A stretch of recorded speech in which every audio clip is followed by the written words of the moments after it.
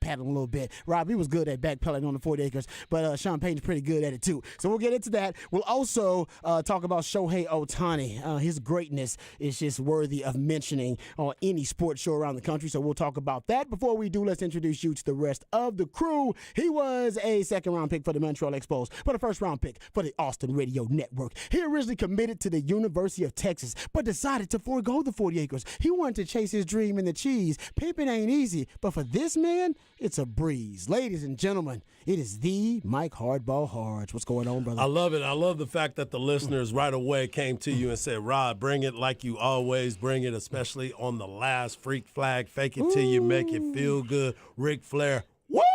Yeah. 512 Friday. So I appreciate that. And you said it yesterday, my man. You talked about your intro and how you're going to miss it. I love the fact that you called me a first-round draft pick. Damn right, brother. The Damn right. ARN family. So I appreciate That's that. real, and it feels so good to hear that one last time.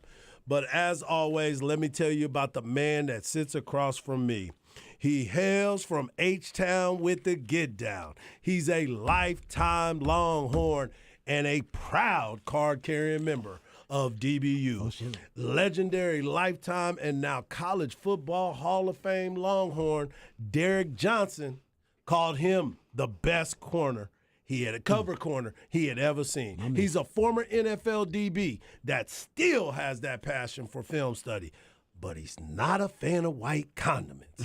But of course, he is a fan of you, the great ARN listeners. He is my man and yours, Rod Babels. Oh, man. That was one of the best ones we've ever had. I appreciate it, brother. It gets better and better every time, and I'm going to miss it. That's for damn sure. But let's not waste any time. Introducing the real MVP of the show. We like to call him the Idealionaire, one of the hardest working members of the ARN family. He's got a hustler spirit, period. We don't know what he's paid. We're pretty damn sure he's underpaid. It's Patrick Davis, y'all. What's going on, Patrick? Doing good. Doing big like Ric Flair. Yeah, that's right, baby. I know you tried it, y'all. I'm telling you, if you're having a bad day and you're feeling a little bit off, just give it a Ric Flair woo. You'd be shocked at what it'll do for you. My man Kwame Cavill, lifetime Longhorn, once told me, he said, man, don't ever underestimate the power of false enthusiasm.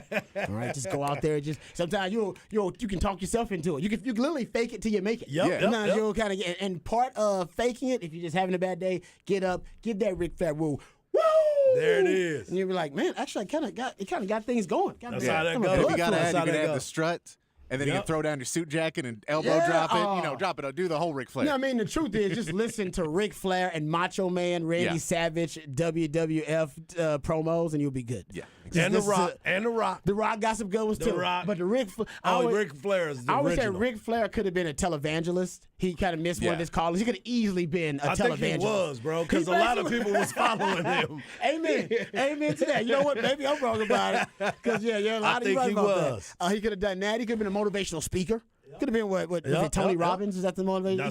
He could have done motivational speaking. He ended up going into wrestling, but he could have done a number of those different things. I totally believe it. No question. I agree with that. Sometimes I feel the Holy Spirit when I'm talking about Ric Flair. Because he's laying hands on you one way or another. Hey, he's going to lay hands on you one way or another. Especially when he slap you across your chest. Dude, that was one of my, oh, man. I always try to replicate that with my friends. And that was the one that was like, bro, chill out with that, man. Yeah, they hit you so hard. Be like, man, look, your hands is heavier than you think, bro.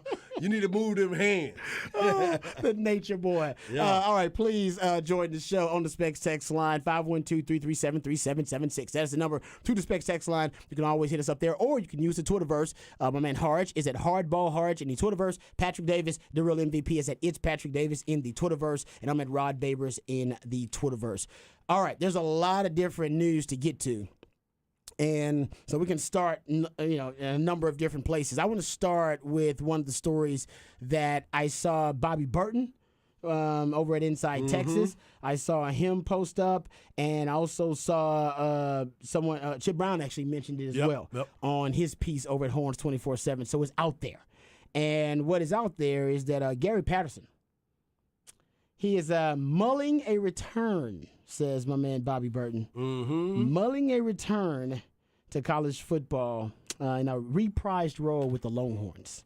I like it. In his first year away from Fort Worth, Patterson was a special assistant to Texas coach Steve Sarkisian, and we all know that. And the defense had one of the greatest improvements on defense in the history of Texas football.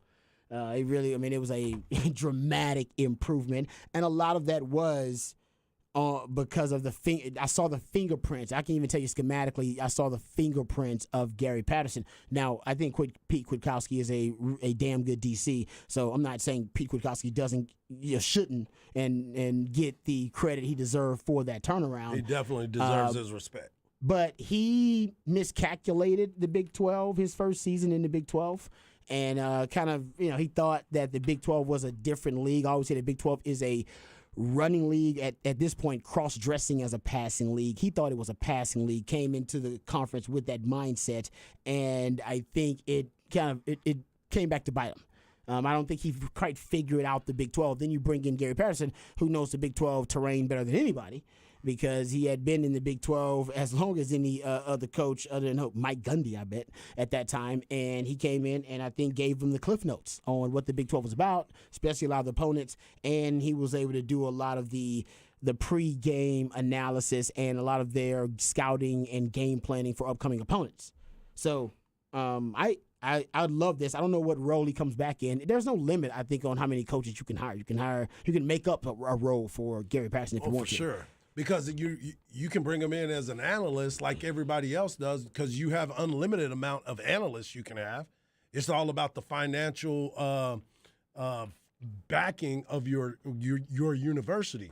So for him, this is an opportunity for Coach Sark, for Gary Patterson, and PK to say, hey, man, if we can get him back in here, because we saw the blueprint. I know you're going to get into the schematics of what he's been able to do, but you also got the impression that he enjoyed being around this football team.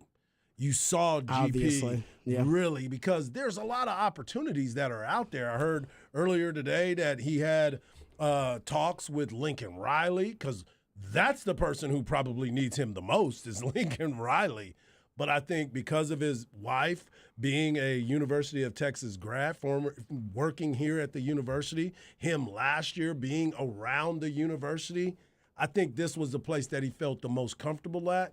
And those players really genuinely enjoyed being around GP. There's no doubt. And I'm with you. I wonder, and I know there was some talk of him being considered for that Nebraska job for Matt Rule. Yep. I heard Bobby Burton also mention, he was on with B&E. He mentioned that for that, I think it was Arizona State job, that he had there was some intrigue there as well about Gary Patterson. But I guess it hasn't been the right fit where either for him or the other side. And I'm with you. I think he can get a gig as a coordinator somewhere, but he doesn't want to do that, I don't think. I think if he's like, I'm not going to be a head coach, then I don't want to necessarily be a coach at all. Yeah, and that's the other part. He wants to come back in, or he wants to be around ball. Right. He wants to be around ball. Trust me, I get it. You get it too hard. You know too. Get it. Everybody gets it. I talked to a high school the other day and said, you need me to be your summer league coach? Exactly. I'll be able to be around. I'm trying to be around ball. Yeah. But I'm not sure if I want to coach ball, because coaching is a commitment. You got to get wifey's got to check off on that. You got to get a whole lot of your ish together if you want to coach. I've been in this struggle myself. Actually, right now. Yeah. This is a conversation that I've had to have with myself, right? But I understand every morning in the mirror, right? I do understand the commitment that it takes to coaching. It is an all-in thing. Yep. Like it is all in. That's why there are coaches' wives. Like there are, kind of like military wives and like cops' wives. Like you got to be a certain type just to be a coach's wife. Yep. Because I need you committed. Otherwise, you're gonna be like, I ain't getting enough attention. You damn right you ain't. Right. Like what are you talking about? I'm committed to the cause. You committed to this crib. You committed to these exactly. spending. You get these checks. Yeah, you need to these checks. understand that the attention's gonna be fun. So it's a lifestyle change. Yep. And I don't think Gary Patterson is quite ready to commit to coaching. He wants to be around ball. Like, oh man, who doesn't miss ball? Yep. You want to be around ball. That's why I'm doing this. I want to be around ball in some way. This is like my, kind of degrees of separation, 3-4 degrees of separation from ball. But at least I can still be around it. And I think for Gary Patterson, he doesn't want to commit to it because he understands the obsession that he has with it. It becomes an obsession, and it takes over his entire life, and it ruins his moods. So his wife's in a bad mood because he's in a bad mood. She's like, hey, can we just go to dinner? And I heard Steve Kerr talk about this. He was like, yeah. He's like, I know. He's like, I thought about retiring, but He's like, just because my family, they hate that if we lose, oh man, it's gonna be a terrible night. Dad's gonna be in a bad mood. He's gonna isolate himself. Yep. He don't want to be around the family, or he's gonna be go on watch the phone. film or not Yep. come home at all. Like it does dictate your life in that way, where you're, hey man, it's a win or lose scenario, Yep. and it's hard for coaches to separate Yep. or to compartmentalize. And especially because of the position that Gary Patterson has had for such a long time. You know, every once in a while you walk away from it and you get that break, but that itch never goes away. You can never, ever lose that. And when you do, you know as well as I do, it is definitely time for you to walk away. Well, he never walked away. He never lost that itch. He just came back in a different role. He's still breaking down film just like you. You're still breaking down film every single week because you know that this is a great opportunity to share the knowledge of what you see. And for him, instead of him being that guy that's not coaching, but he's at home in the dungeon, breaking it down. The dungeon is different than coaching. It's totally different because you can't break it out to anybody. Yeah, I can just hang out. I got information. I can give that to them, Yep. and then I can put my hands up and be like, "Hey, you don't do need what you it." will with Yep. it. I'm telling you the way I saw it. That's And it." by the way, it's coming from a guy that knows how to break it down. Yeah, no, So I'm with you that's on that. the other part of Yeah, it too. and you can, So you it's can be in like, the dungeon with wifey hanging out, kicking it. yeah, You know what and I be mean? like, nah, man, we ain't doing Yeah. that. But it's saying- And but after a it's- while, she's like, man, why are you here? Yeah. Like, I'm used to our time. I love our moments together. You should go. But, bro, you are here way too much because wifey has a lifestyle that she's gotten accustomed to. I got to go take the kids to practice. I got to go do this. And you're like, hey, come here. Let me talk to you. You're like that guy. You're like that guy yesterday, the lady that Mace, she was talking about, no, I got to go to the prayer meeting. You're like, no, I want to try to do a little something with Yeah, you. talk I want to about do a little something with Reading you. the room. We might have to Right. play that sound, actually. Yeah. Talk about misreading the room there. Exactly. talking- But GP is like, I need to be around some ball players because that is who I am. Yeah, exactly. I need to go and hang out with the guys. Not necessarily, I don't even have to be in the locker room. I need to be in the film room with the coaches and talking about, hey, what did you see I need right to here? get my fix. I got Yes. this stuff running through my brain Yes. anyway. It's going to be running through my brain regardless. Whether I'm Right. sitting on the couch with you watching reality TV or I'm actually giving it to the coaches, Right. why don't I actually do something useful with it? Exactly. And they have a connection. And the reason we keep bringing up wifey is because wifey is the UT connection. 100%. That and CDC through Gary Patterson, like and he obviously likes this place and kind of likes the vibe not and the to culture like. and what's not to like. So yeah, I'm with you. I love this texter though. It's a good point. First of all, this texter said, "Did this man just say he wanted to be around balls?" I said, "Be around ball, like baseball, or Football, basketball. Yeah, be Tennis around ball, the game. pickleball, whatever Yes. you want. Someone, this texter Charlie says, "I think GP is sticking around just in case the bottom falls out on Sark." Just saying, his wife is a UT grad. Can we get the X-Files music? Can you get on the grassy knoll Yeah, there he is right You know there. what? That's not crazy. Hey, I'm just saying, that's not, I mean, if you're just thinking long term, if you're thinking on a diabolical. That is like sinister. Game of Thrones. Yeah. You know, That is sinister. Yeah, Yeah. if you're on that kind of vibe, then yeah. Yeah. You know. Hey, Charlie. You may not It's be. not a bad. Is that Charlie Strong? Is that Charlie Strong? He knows one of these decision makers.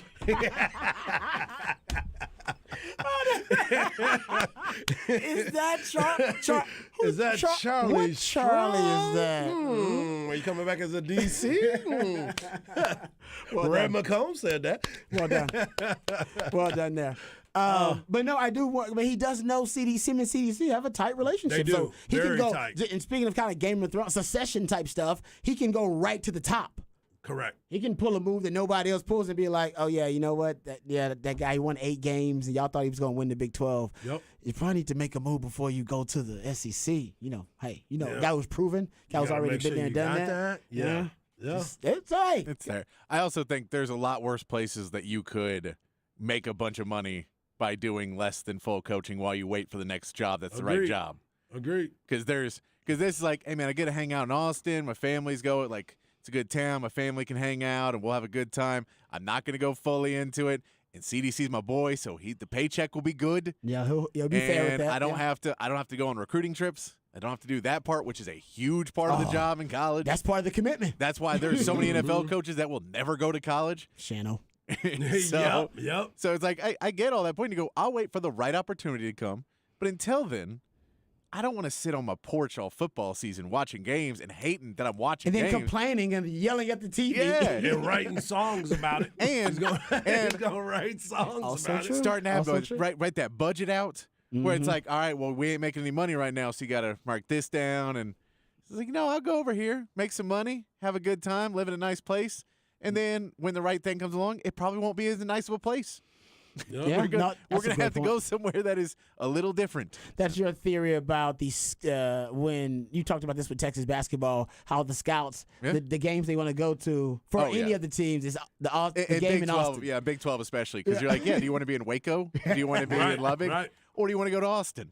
That's I mean, very fair. you Yeah. just go, yeah, I'd rather go to like I'm gonna there's, see that there's guy great, in nice Austin. restaurants, nice hotels. Yeah. I can come in. They got an airport there. They can fly in and fly out of.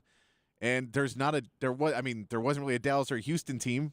No, yeah, now that it's right at that point, yeah, you're right. So that's what I'm saying. I think you're around the money there. I think a lot of it's just lifestyle. It's like, bro, we can just hang out in Austin and kick it in Austin. Yeah. Get paid for our time, and we don't have to be fully committed.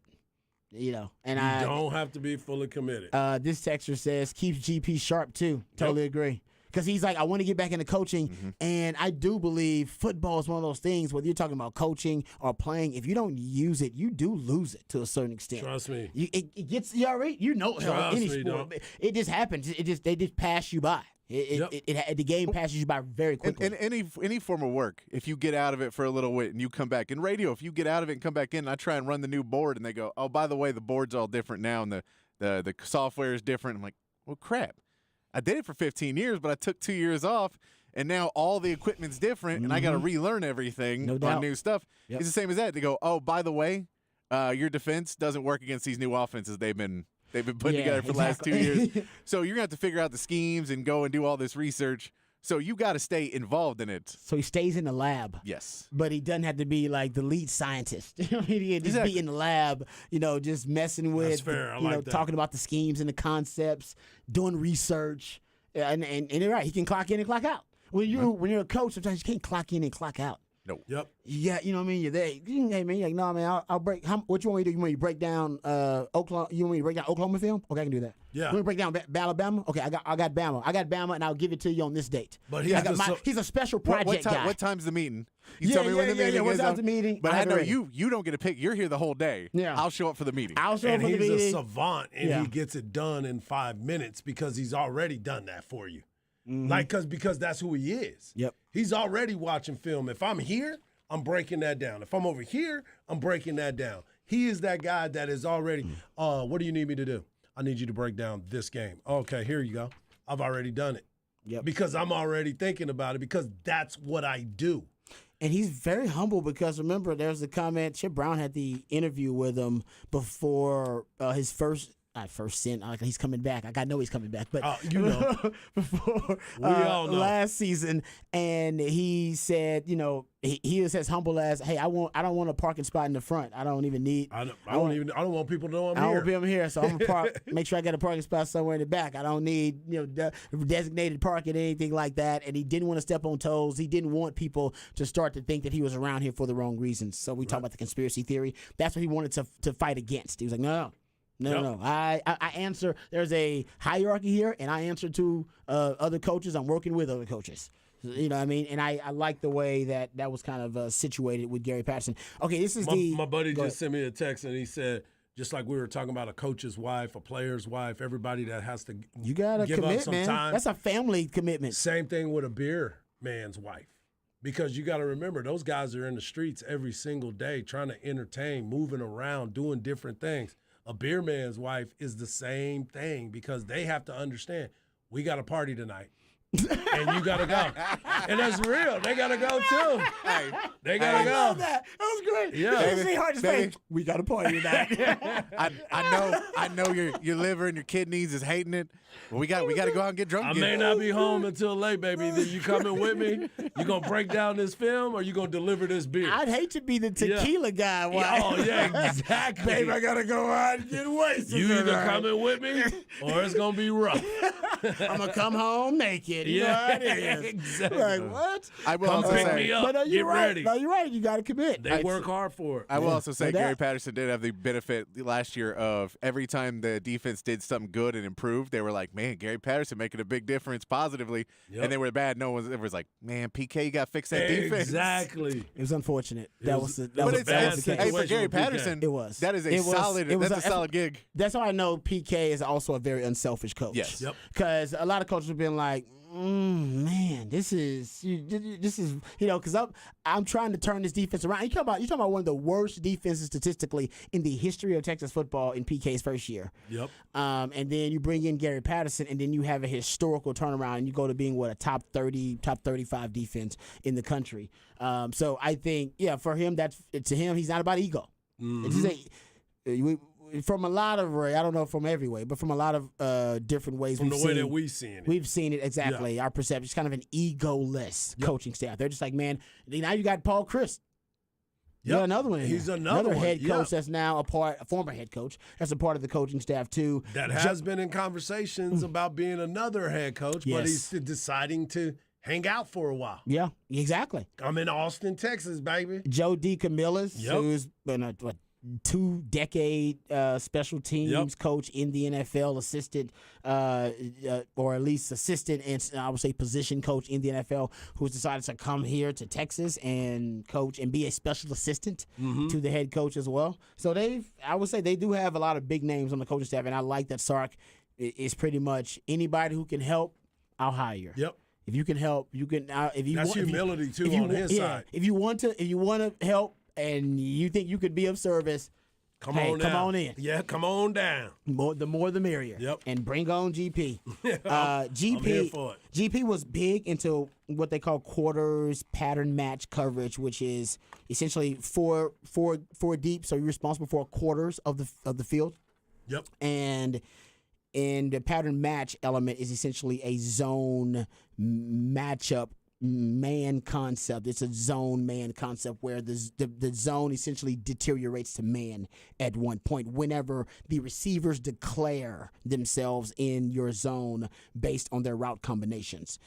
So it sounds complicated, but it's not at all. But Gary Patterson's a huge fan of this concept, and when he was at TCU in 2021, they ran it over 50% of the time, damn near 55% of the time. They were running this coverage. Texas ran it in 2021 around 33% of the time, a third of the time that PK was running this particular coverage. That number jumped to 54% in 2022 when GP came on. So you could see schematically there was already a GP fingerprint that he was telling them, no, if you want to play in the Big 12, this is the coverage you want to play. Right. All right, this allows you to sling defenders in the run game. It allows you to. There's a term in defense now where how do you solve the problem of defending more space with fewer defenders? How? Exactly. Exactly. No, exactly. that's the. No, I'm saying how. When you bring in a defensive coordinator and you want to interview him for a job, that's the question you ask him. And what's the answer? That's the question. There's there's plenty of ways to multiple skin reasons. to ways to Yes, skin a yes, catfish. yes. You can do it a lot of different ways. I love the way but, you keep going back match, to the catfish. Yeah, I like it. exactly. Yeah, we don't want to be inhumane around here. Yep. But people believe that pattern match quarters coverage is a great way to do it. That's why in NFL, the too high shell looks of quarters coverage is taken over as well. Vic Fangio is a big proponent of it, and that is become really popularized in the NFL. Yeah. And the 3 high 3 down defense is also it is considered one of the answers to that question. How do you defend more space with fewer defenders? Well, we're going to do it with 3 high 3 down, essentially where that third safety can act as someone in the box or also a deep defender, and it depends on the formation, the down, the distance, the coverage, the defense as to what he's going to do. And sometimes he may not even know it. It may depend on what happens post-snap as to what his responsibility is, which also means, though, the QB doesn't know what he's doing either. Right. Right. That's what's That's most the other important. part. Yeah, is that the 'cause- QB cannot predict what that defender and where he's going to be. Therefore, the QB will be wrong in their determination on their pre-snap read. So that's the question. Like, how do you? And PK, he didn't know how to answer that question in 2021. Right. Because that's what the Big 12 makes you figure out with their hybrid spread schemes. How are you going to defend more space with fewer defenders? Because we're going to win the numbers advantage, and if we don't win the numbers advantage, we're going to make your one-on-ones have to tackle in a ton of space, wide open space. That's the beautiful part. We're just about one-on-one it. with great athletes. So tackle dudes fun in open field. Good luck with that. You're gonna get Bijan Yeah. Robinson. Good luck with that. Like that's so if we didn't win the numbers advantage, we're like, okay, well then we'll go one-on-one, but you're gonna be one-on-one with we're gonna isolate you with an explosive offensive weapon. So you got to figure out as a defense, how do I defend more space with fewer defenders? And like I said, there's a number of different ways to do it, but that's the question you ask. And PK didn't know how to answer that. Gary Patterson gave him the answers in 2022. So let me ask you this, Rod, and you've been around this for a long time. Obviously, you played in this conference, and a lot of times people misunderstand the assignment when they get here. Like you've always said it's a passing league. It's a running league. Cross-dressing as a right now it passing is. league. Yeah, right now it is. And Right. in fact, it might be shifting. We It's might be one- watching a shift where they're going to go back to passing because now a lot of air raid teams are coming back. Yeah, Well, well, not air raid and you're teams now. seeing the mismatches going back to what Yeah. you were saying. So, is that something because every single coach that has come from somewhere else that have come into the Big 12, especially when they come to the University of Texas, they have missed it. They have missed the mark initially in the first year. That's the freak. No, they didn't. No. Remember, this is the freaky thing. This is the freakiest thing. I'm getting way too deep into this. But the I wanna last get few deep into it. DCs Pause. prior to Chris Ash and prior to Pete Kwiatkowski, remember, they had their best years in the first year. That's true. Manny Diaz, Yeah. Vance Bedford, And then got exposed. and Todd Orlando. Yep, Todd Orlando. Three That's in right. a row. That's right. They had their best years in the first year, and then, as you point out, were exposed, and they all lasted 3 years. It had the same cycle. Best year in the first year, the regression in the second And year, awful and then in the total last year. implosion in the third. Yeah. And you're like, get this Yep. guy the hell Yep. out of here. You know, well, Yep. I don't even know if either one of them survived the entire third year. Remember, Manny Diaz had the BYU game. I think he got stripped of his duty. He got stripped. Vance No, Bedford. he got let go. Charlie Strong ended up taking over, right, from Vance stripped up. Bedford. He got stripped of his at one duties. point too. I Manny think Todd got let go. Todd Orlando was the only one that probably kept He it. I believe. stayed. Yeah. He kept Yeah. his play calling duties Until and that whatever. last year when they brought in Chris Ash. Yeah, exactly. So Yeah, so yeah. all of them had a great point. They all had a really kind of messed up fate. So my point is that, and that is now hopefully that's flipped, where Pete Kwiatkowski had his worst year in the first year. Yep. And now we're starting to see them headed in get the better right and better. direction, yeah. Kind of an opposite trajectory. It was a freaky thing. And my theory was But he brought in an aide. he did. Exactly. He second brought in year. somebody who knew the Yeah, conference. exactly. And to that point, remember, when Manny Diaz, Vance Bedford, and Todd Orlando get those jobs initially, what is the Big 12? What is the ecosystem of the Big 12? It is an air raid league. It was an air raid. It's air raid league, which means all the systems are related.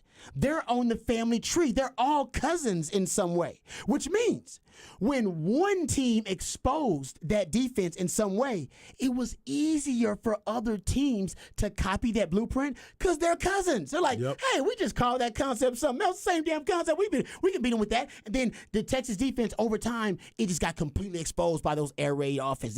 They all knew how to pick it apart. Yeah. And Todd Orlando never adjusted. Remember, the first year he came in, he brought something. They played dime defense. They called it the Lightning Correct, package. the Lightning, They played dime defense basically the first year was his best year. They copied the Iowa State model. They took John Heacock's defense. 3 high, 3 down. Yep. Hell, right now, that defense works really good against Sark's defense. It's so cyclical.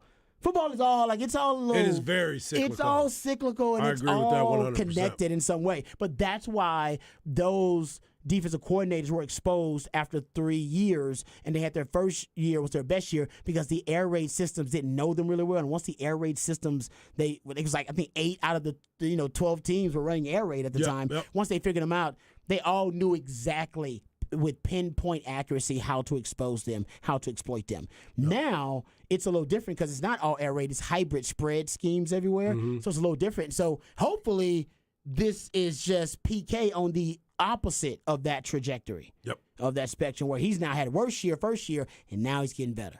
That's beautiful. That was a good conversation. I didn't know it was going that way. Oh, well, that's what we do, dog. I really had no idea That's it was what going we that do. way. No, that was good. That's That was why good ball stuff. don't lie, ball don't lie. Yeah, no, that was good. It really was. Like, that's exactly. But you're right. I'm glad you brought that up too. They all had a different. Back then, like I said, they all had kind of a different trajectory. Pete Kwiatkowski, that's a reason to be optimistic. Hopefully, it's a little bit different. All right, we come back. We'll get back to some more Texas football. We got some news, notes, and nuggets from our man Chip Brown from his insider report about. Really, it's about Quinn Ewers, and apparently now he got a new haircut too, which we got to get Fade to. it up, dog. Yeah, Yeah, ball Hard fade. likes it. I do. I don't know if I like. It's the hot haircut. outside, Rod. It is hot Football's about outside. to start. My It man is hot. trying to stay cool. Dude, Malik got freaking dreads. Malik is from. Hey, He Malik got is like, man, I ain't finna be the one starting, so I got already got braids some up time to take my there. helmet off. Shoot, he out there. Yeah, that's true too. All right, we come back. We'll talk a little Shohei Ohtani, man. He does it again. I got to ask a question about Shohei Ohtani to my man Mike Harge, and we'll see what our baseball insider has to say about this. All of that and more right here on 104.9 The Horn.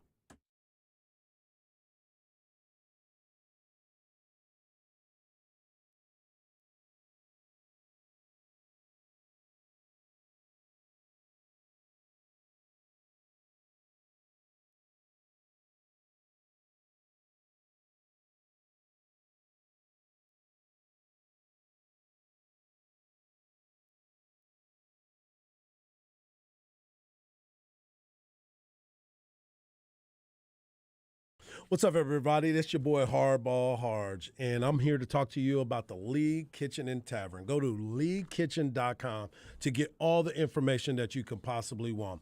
It's a chef-inspired comfort food that has 4 Austin area locations: Avery Ranch, BK, Belterra, and Lakeway. It's Austin-owned and operated. Whether you want dine-in, pick-up, lunch, or dinner, the League has something for you. They always have some monthly specials that are right around the corner. They have chef-inspired monthly specials. Right now, the burger of the month is the pineapple teriyaki burger. That sounds so good. And if you're thirsty, you can get the Jungle Bird. It is the cocktail of the month, and they have multiple features, whether it's teriyaki blazed pork chop, the Kona fish tacos, or the coconut lime poke cake. That is where you can go, to the League Kitchen.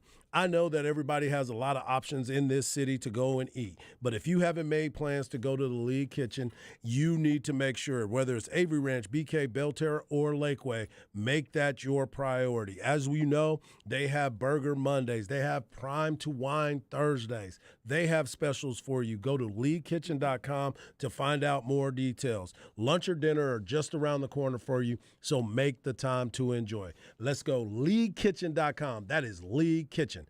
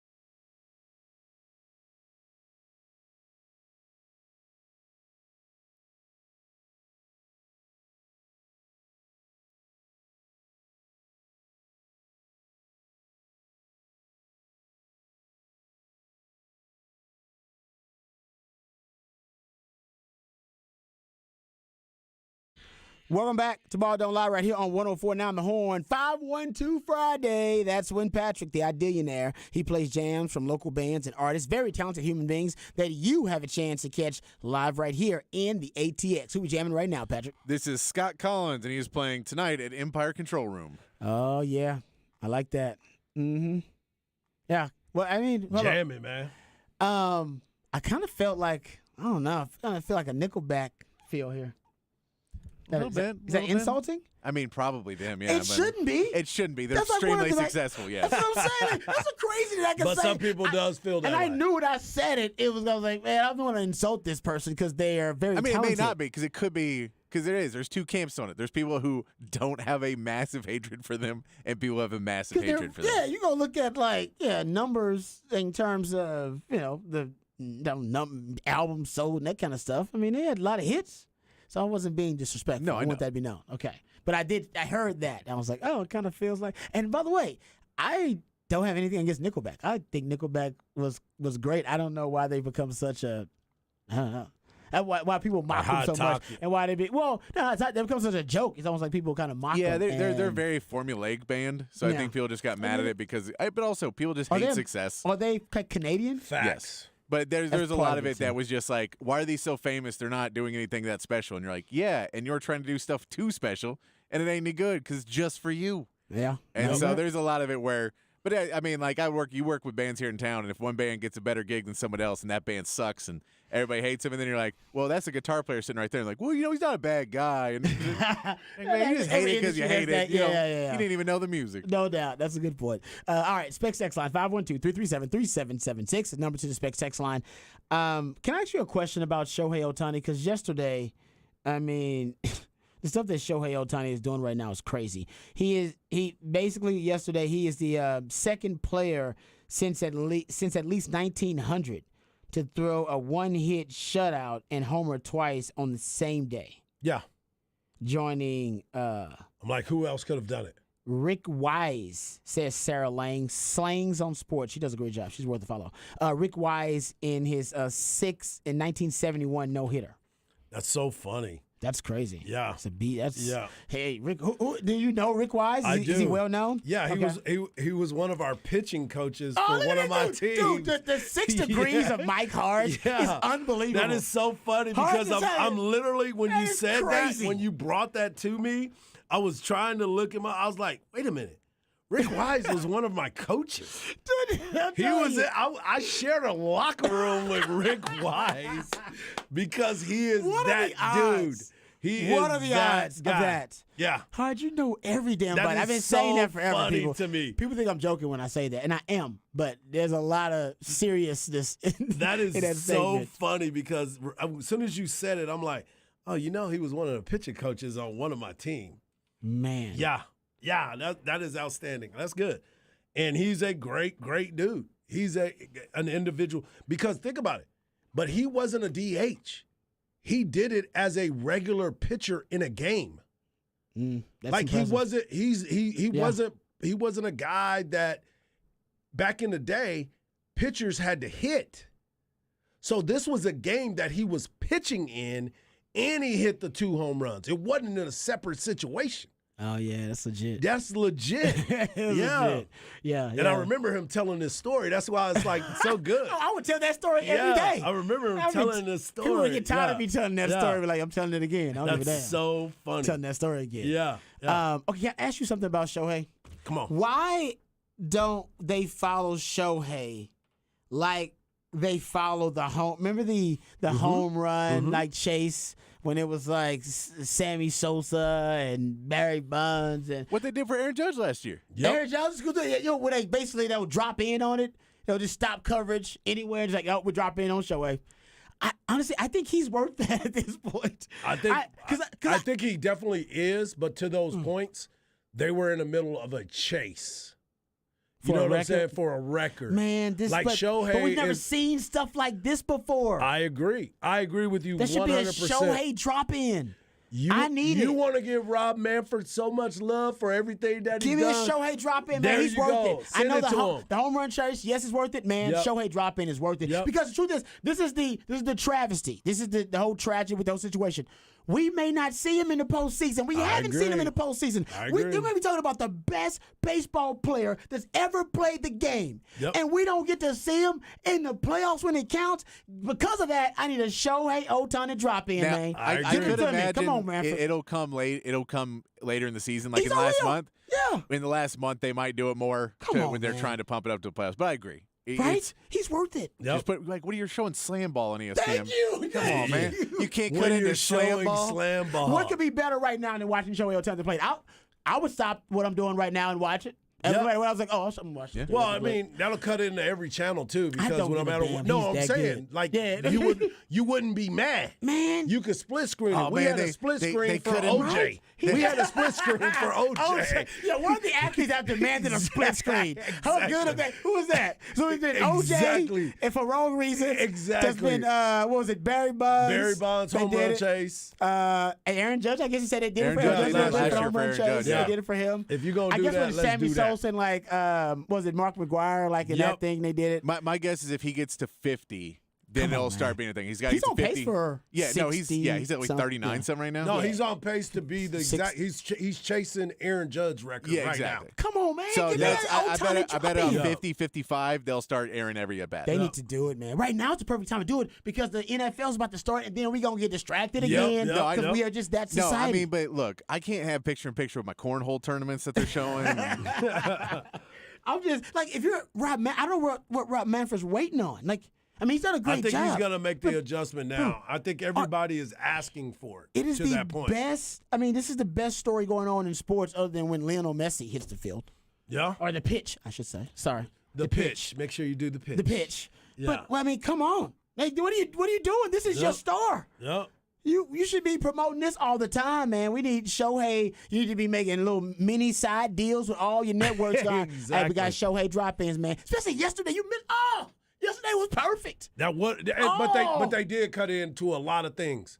All Like right. every channel, not every channel, every sports channel was cutting to Shohei, and it's immediately when he would come up, they would show him. Okay. So just because right there it is, nah. yeah.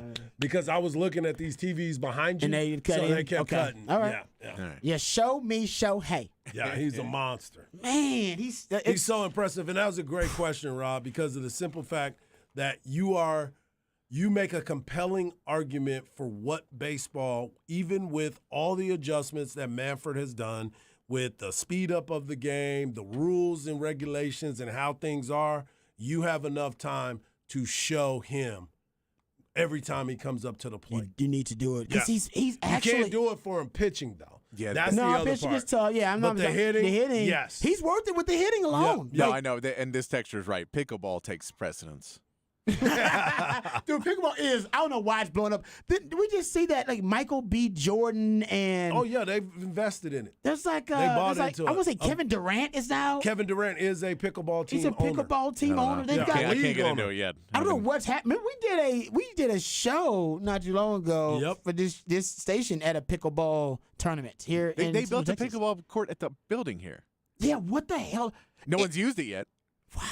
No. Yeah, I heard. Is it something? Is it a sport of affluence? Like, is it people that have money? What we talking No, about? you don't need a lot of money to do that. All you got to do is be able to buy the racket and one of them wiffle balls. Yeah, I think it's And I've more. It's got, just like, you 4 of don't you those. don't have to move around as much. So it's not like it's lazy It's tennis. yes. Yeah. Oh, Americans love lazy tennis. Yeah. That sounds about right. It does. That's why it's taking over. It's like Yeah, it's like if you mix ping pong and tennis, and you just find the middle ground between the two, then you get pickleball. lazy tennis. Lazy tennis. That's, Did you see the Astros made a trade today? No. They've traded Corey Lee to the White Sox to get in Kendall Graveman, who was on the team either last year or year before. But Kendall Graveman is back on the Astros reliever, right-handed reliever. And you know, Kendall Graveman, I believe he was one of the guys that used to pitch for. Is it Kevin or Kendall? Is it? Ooh. I think it's Kevin. It might be Kevin. I think he was the guy that pitched for the Tampa Bay Rays. He's another good one. Lakeway, No, it's Kendall. Lakeway It's Kendall traditional. Graveman. Lakeway traditional martial arts says, yeah, you don't have to move as much. That's basically what it is. You ain't got to move as much, so Americans love it. And then the other one I'll throw out that the hot rumor today is that the two teams that are in the race for Justin Verlander right now, the trade deadline, Ooh. Rangers and Astros. Ooh. Ooh, that the Rangers that's are the sexy. front runner. Astros are in second place right now to get Justin Verlander. Would you like to get Verlander back in that lineup for the Astros, Rod? That would be fantastic. And I love that it's come down to the Rangers and the Astros, so you got another Yeah. competition in the I rivalry. think every team, for both these teams, if one team is like mentioned in a trade, you have to be like, well, what are they giving? Because if they get him, it hurts us. So, man, we at least need to drive the value up. give us a chance to counter. Yeah. At least make them. If we're not gonna get them, they should spend max money, which will hurt them in the long run. Yeah, I'm with you on that. I know you don't. You know all about the Houston Astros. My biggest question has been Forrest Whitley. Forrest Whitley has been on this prospect list for so long, and he's never really had that opportunity to get to the big leagues, whether it's been injury, whether it's been mental, whether it's been him not being able to throw strikes physically. I get that. How is it that they are continuing to hold on to this guy? They may move. I mean, because Corey He's Lee the was guy that guy, that needs kind to of. be moved. Because Corey Lee was that guy. Well, that's because And they keep putting guys ahead of Machete him. behind him. Well, no, but Yanier Diaz moved up now. Yeah. And that's once true. Yanier Diaz took over, they're like, well, dude, you're Yeah. getting older. You're not on the You're getting priority. older, Yeah, you're not and top he's priority. a stud too. He's I really like good. him. He just I like he him. wasn't able to hit well enough when he got up. That they're like, look, if we want a catcher who's good but can't hit, Yeah. we have the best catcher who Machete. can't hit. Yeah. All he wants to do is We have the best he catcher can who hit, but he cannot wants hit. to fight. He wants to wants to fight. fight. hit. Yeah, that's true. That's a great point. Yeah. All right, so great conversation there. I like this texter too. He says, Texas Jamie Foxx has his own pickleball paddle line, says Ricardo from Galveston. Hustling. Wow. Hustling. Maybe we're late on pickleball. Maybe that's No. no. Give it 10 years, and then they'll be like, remember when pickleball was a thing? Yeah. No, it's like when Elvis was really into racquetball. What's that sport? Highlight? Remember that sport? Yeah. Oh, yeah. yeah. I went and watched it in It was supposed West to Palm blow Beach. up, become the next big thing, and then the mob got involved in it, so they were betting on it and Yep. stuff. And then no one was like, no, it's nobody cares that much about Yep. it. It was just it was a fad. Yeah, pickleball is going to be great until football season starts, and then be like, yeah, no, don't talk to me about pickleball. Yeah, that's true. No, football affects everything. I mean, it affects streaming. Like streaming numbers go down when football season happens because people are less streaming because we're like, no, I'm watching the game, Yep. watching 3 hours of a football game. I'm not streaming during that time. No. So it affects everything. All right, we come back. We'll get into the latest in the All Flex watch list, the quarterbacks who were selected. We'll discuss that, and we'll also get into next hour. We'll get into the Cowboys training camp news, notes, and nuggets, and also D'Amico Ryan still yet to name a starting quarterback for the Houston Texans. Is that a good or a bad thing? And Bijan Robinson already got highlights. Training camp started like 3 days ago. Already got highlights at training camp. That's not surprising. So all that and more right here on Ball Don't Lie. Wonderful down the horn.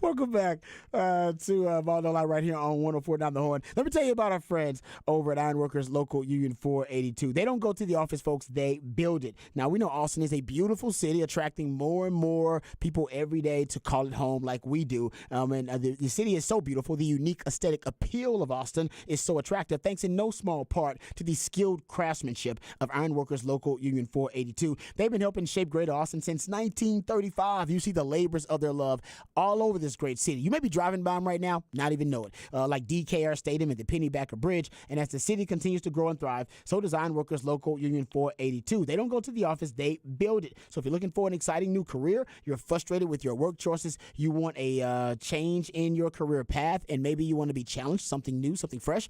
Maybe you just want to be valued. You can become a valued member of Ironworkers Local 482 and accept the challenge of becoming the best version of yourself while helping shape Austin's economic development. Right now, they're hiring over 3,000 people for a huge project right here in Central Texas, and you can take pride in the type of teamwork and craftsmanship that helps shape the future of our great city. So maximize your potential and be your best self today. Simply apply at ironworkers482.org. That's ironworkers482.org.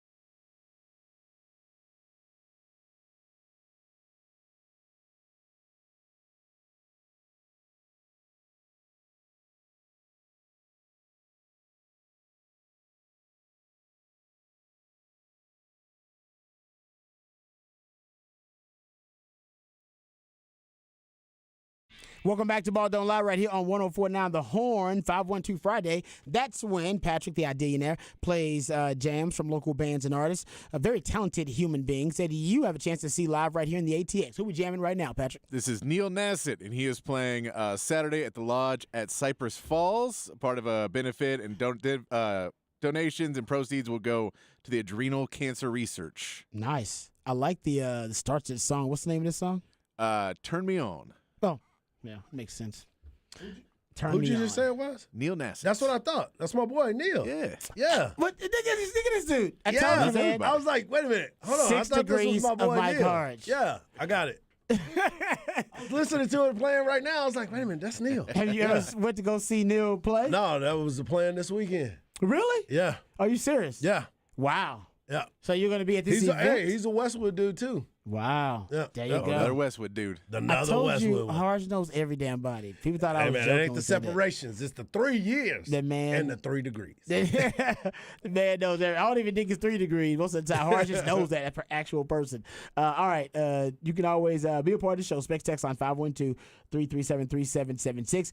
Go check out the Flex, FLXATX.com, FLXATX on all of your social media platforms. And you can go check out the All Flex watch list. A lot of good work done by the Flex crew, so shout out to them. But they have the All Flex watch list up there for you. All the positions. They have offensive line, defensive line, special teams are covered, kickers and punters, long snappers, return specialists, DBs, linebackers, receivers, running backs, and quarterbacks as well. Oh, actually, you got to go check out the Instagram page for, I believe, the quarterbacks, or maybe the Facebook page for the quarterbacks. You can go check that out, FLXATX.com. All right, we come back. We'll get into the Dallas Cowboys training camp notes. We'll also dive into Bijan Robinson showing off at training camp already. Woo. And DeMeco Ryans. He is not yet named a starting quarterback, and he won't until one of them earns the job. We'll talk about that more right here on Ball Don't Lie, 104.9 The Horn.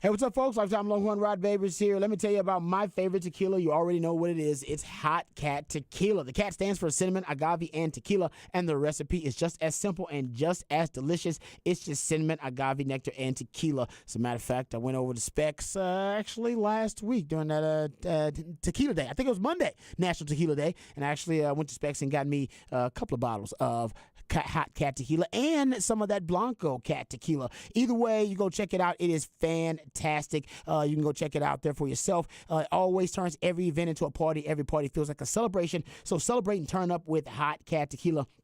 And once you try Hot Cat, you'll never, ever go back to that old cinnamon whiskey or that cheap tequila you ordered rounds of when you were just trying to get the party started. So turn up your party with Hot Cat Tequila. It's the perfect way to pregame for all your big games, concerts, festivals, or any night on the town with family and friends. Best served cold for a quick round of shots or to sip on the rocks. So visit cattequila.com. That's cattequila.com to find a store near you that sells Hot Cat Tequila or to find a bar near you that serves Hot Cat Tequila. Toast and turn up with Hot Cat Tequila.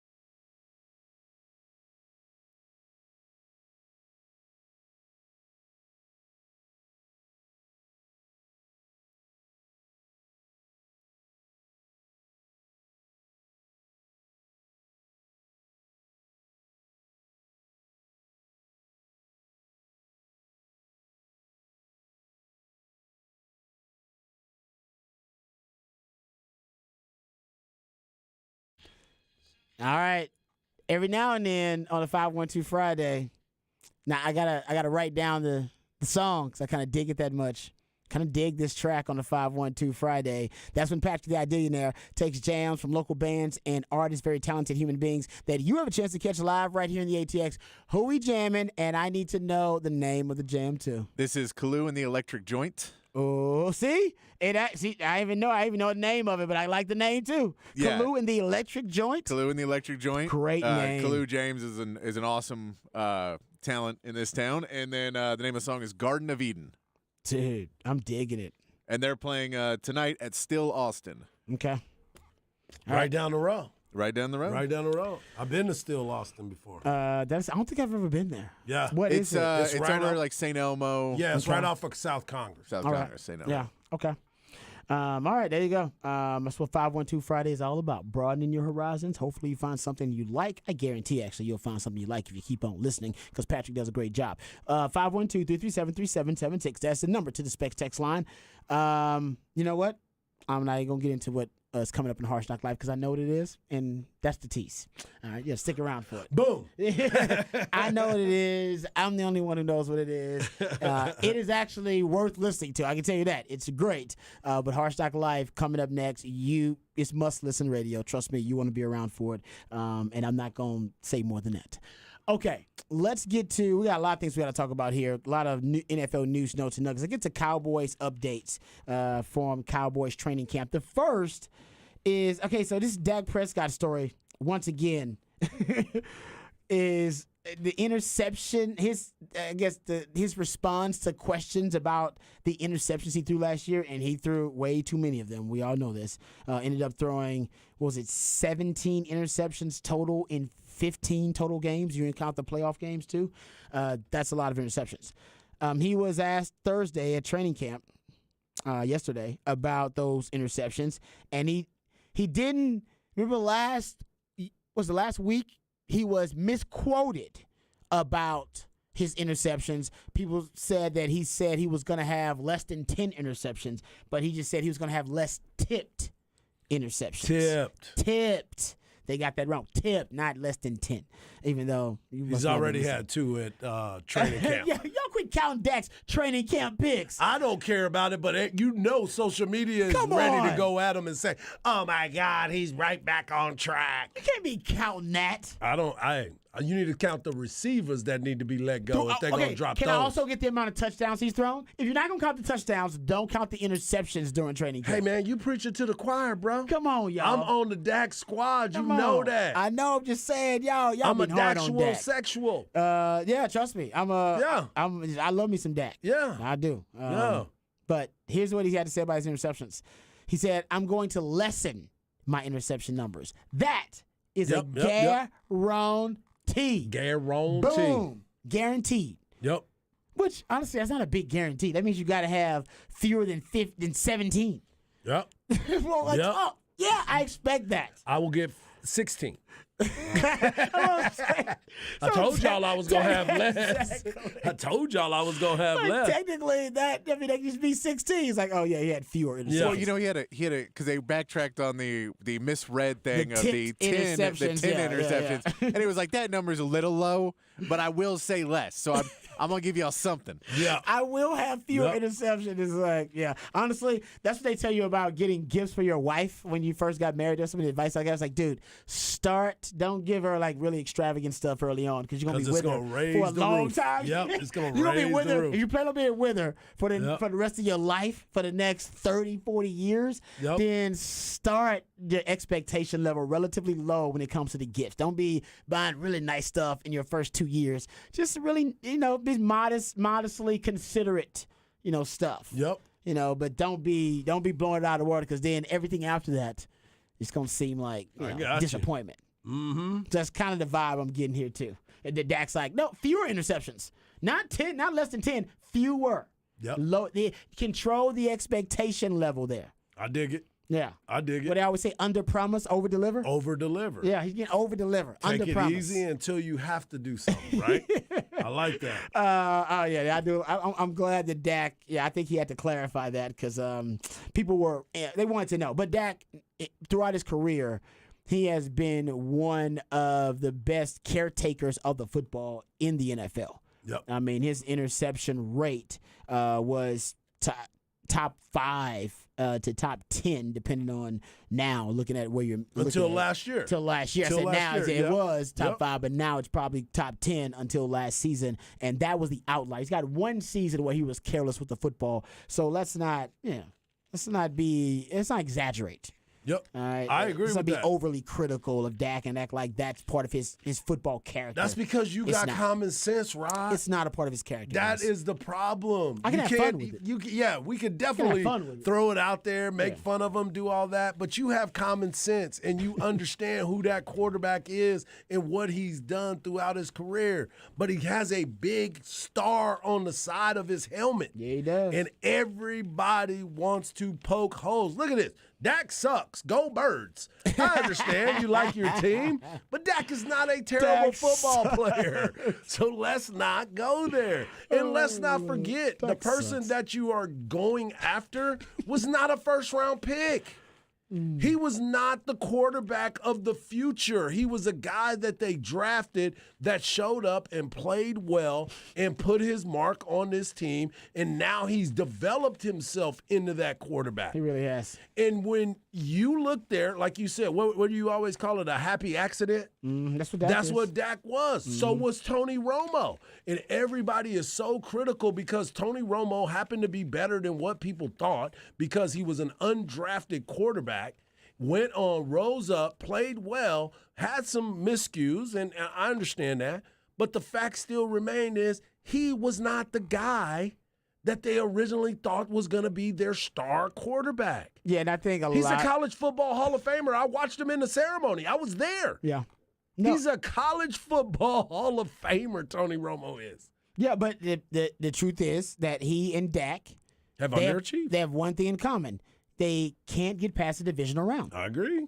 And go look at their stats. They're great. They're stat mongers. They're awesome. So say Neither- that. Don't say they're listen, terrible. And I'm a Romosexual. I love me some Romo. Some of you guys are Romophobes. I'm not. I'm a Romosexual. Love me some Romo, and I love me some Dak. I'm looking for that big Dak energy this weekend. That's a lot of I mean, there sexual was so much innuendo. going A lot of on that right there. I know. I was But like, anyway, okay. my point, from Enjoy Dak, yourself, player. Only for that, yeah. For Dak, dog, that's what we need. But my point is, with Dak, I think you're at the nail on the head though for Cowboys fans, even when it comes to Romo and for Dak. There's a great skit from Chris Rock, who talks about why wives are so angry with their husbands. And hey, ladies, I'm not saying all wives. This is a Chris Rock bit, so don't get mad at me. Yep. All right, they're all angry with their husbands, and he said because you're not their first choice.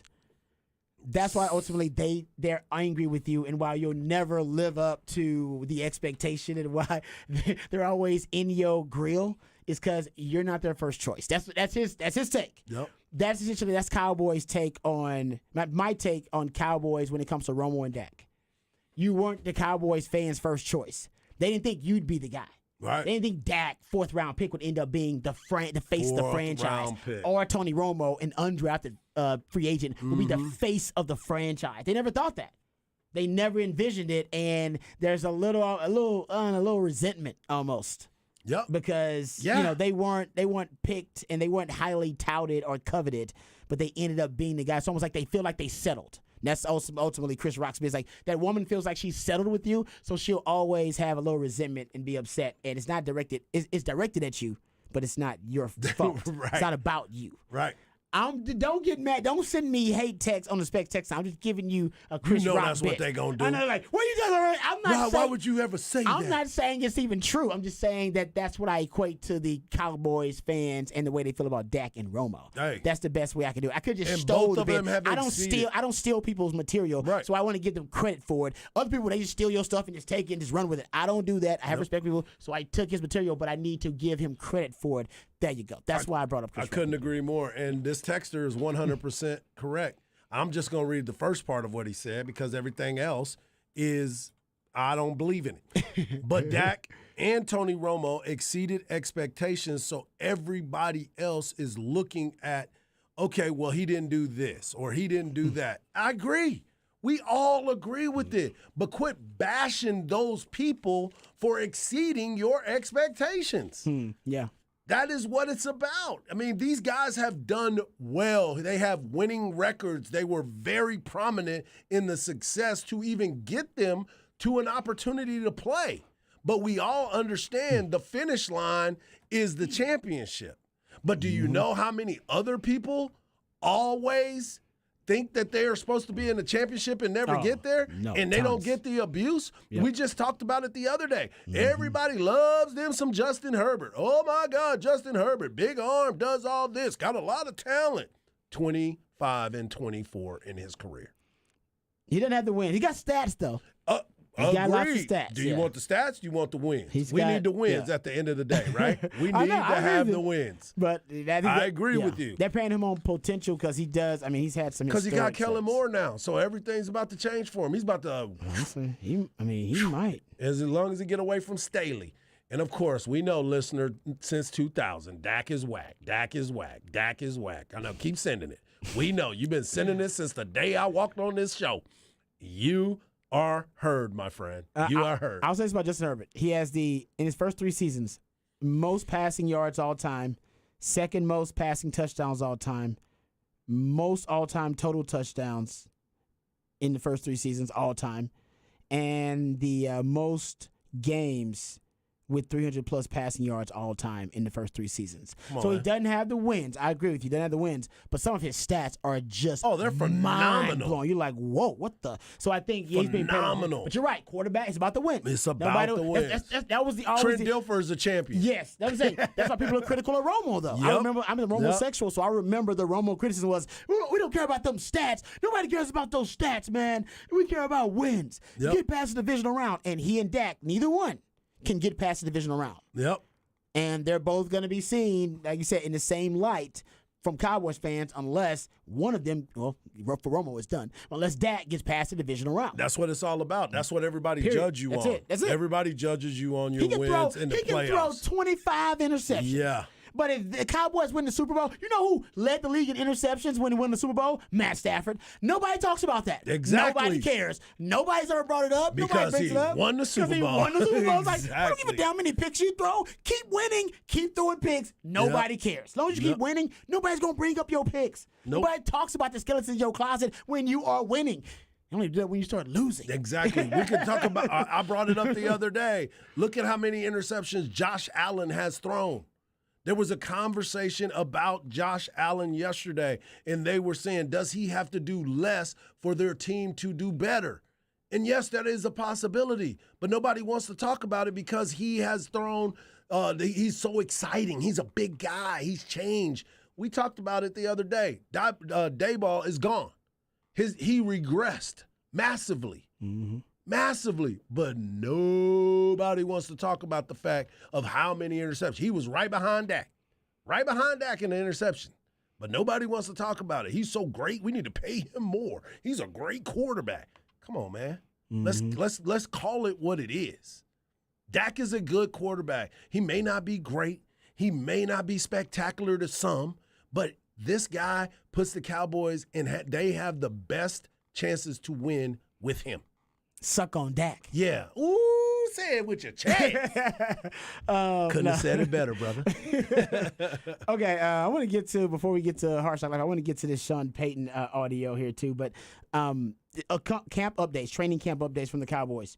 Luke Schoonmaker, the tight end that was drafted in the second round, Yep. foot injury that actually was something he dealt with prior to training camp and prior to the Cowboys drafting him. Apparently that is still lingering, so he is not available to the Cowboys. So that's a little bit of a disappointment. Trevon Diggs not practicing because he's got a toe injury. He's got a sore, I say injury, sore toe. Sore They toe. say injury, sore toe. Yeah. So I shouldn't say injury. I think they're just being really cautious with him, so it's a sore toe, not injury. And how about this? Now you got 2 injuries to the safety position for the Cowboys early on in camp. Donovan Wilson has the calf strain. He's going to be out 4 to 6 weeks. And then Israel Makuyamu also has a hamstring injury now, so he's going to be out for a week or 2. Yep. Your boy, Marquise Bell, you've been bragging about him for 2 years now. Even before the Cowboys drafted him, you came on this show and said, oh, this guy's he can play in the league. Yep. He's an NFL player. Yep. Dan Quinn agreed with you because the Cowboys They went and drafted him. They went and picked him up. Picked him up, Was he an yeah, undrafted free agent, right? free agent, Picked him yeah. up, undrafted free agent. And honestly, dude, I think he's right now next in line to get these reps since you got 2 injuries to 2 of your safeties. Yep.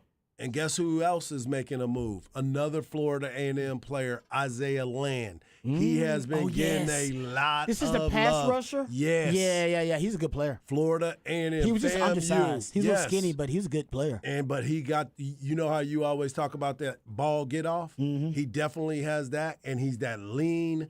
He can make himself small in Get skinny. space to Get skinny, baby. there. And he's another guy that has been getting a lot of buzz in Cowboys camp. Man, I didn't know. I remember Yep. when they picked him up, but I did not know he was already making some He's noise. making He's going to be a great, noise. to me, practice squad project for the Cowboys. Mm-hmm. He needs some weight on him. They like pass rushers, and the Cowboys like projects. They like to call. I think they call it. Will Clay calls him his little. He calls him the cat, like the pet cat. Yep. He calls them his pet cats. Basically, he'll find a player that he just really loves, like falls in love with, and he's like, I don't necessarily know if I'm gonna draft this guy, but if I don't draft him in late rounds, then undrafted free agent, I'm gonna bring him in. And somebody else going to grab him. Yes, and I believe Isaiah Land, Marquise Bell, some of those pet cats for him is what he calls them. All right, so let's get to this Sean Payton sound. Yeah, I love it. Okay, so for those who don't know, let me just get you up to date on what happened yesterday. I won't read all these quotes. I won't read all the quotes, but here's the one that I think the Jets organization took personally. And this was from the Jared Bell article, I believe, from USA Today. So he said, among other things, Sean Payton said, it doesn't happen often where an NFL team or organization gets embarrassed. And that happened here.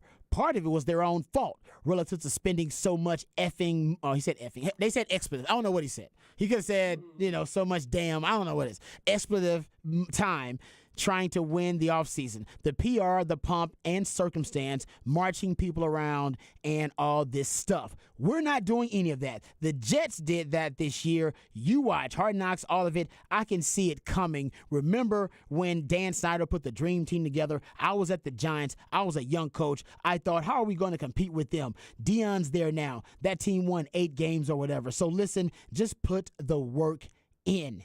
And probably one of the other damning quotes he was talking about, Nathaniel Hackett, by the way, he named Hackett by name when defending his quarterback. Oh, man, there's so much dirt around that. There's 20 dirty hands for what was allowed, tolerated in the freaking training rooms, the meeting rooms, the offense. I don't know Hackett. A lot of people had dirt on their hands. It wasn't just Russell. He didn't just flip. He still has it. This BS. He hit a wall. Shoot, they couldn't get a play in. They were 29th in the league in pre-snap penalties on both sides of the ball.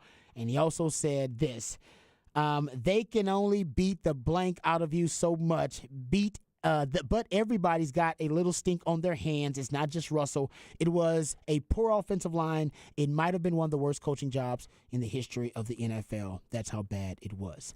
Yeah, exactly. Nathaniel Hackett now, of course, offensive coordinator for the Jets, which have to travel to the Broncos, to play the Broncos in Week 5. Aaron Rodgers and Nathaniel Hackett are BFFs. Robert Saleh responded by taking the high road yesterday. And now that brings us to Sean Payton being asked about his comments. Here is Sean Payton. He wanted to take that year and kind of get.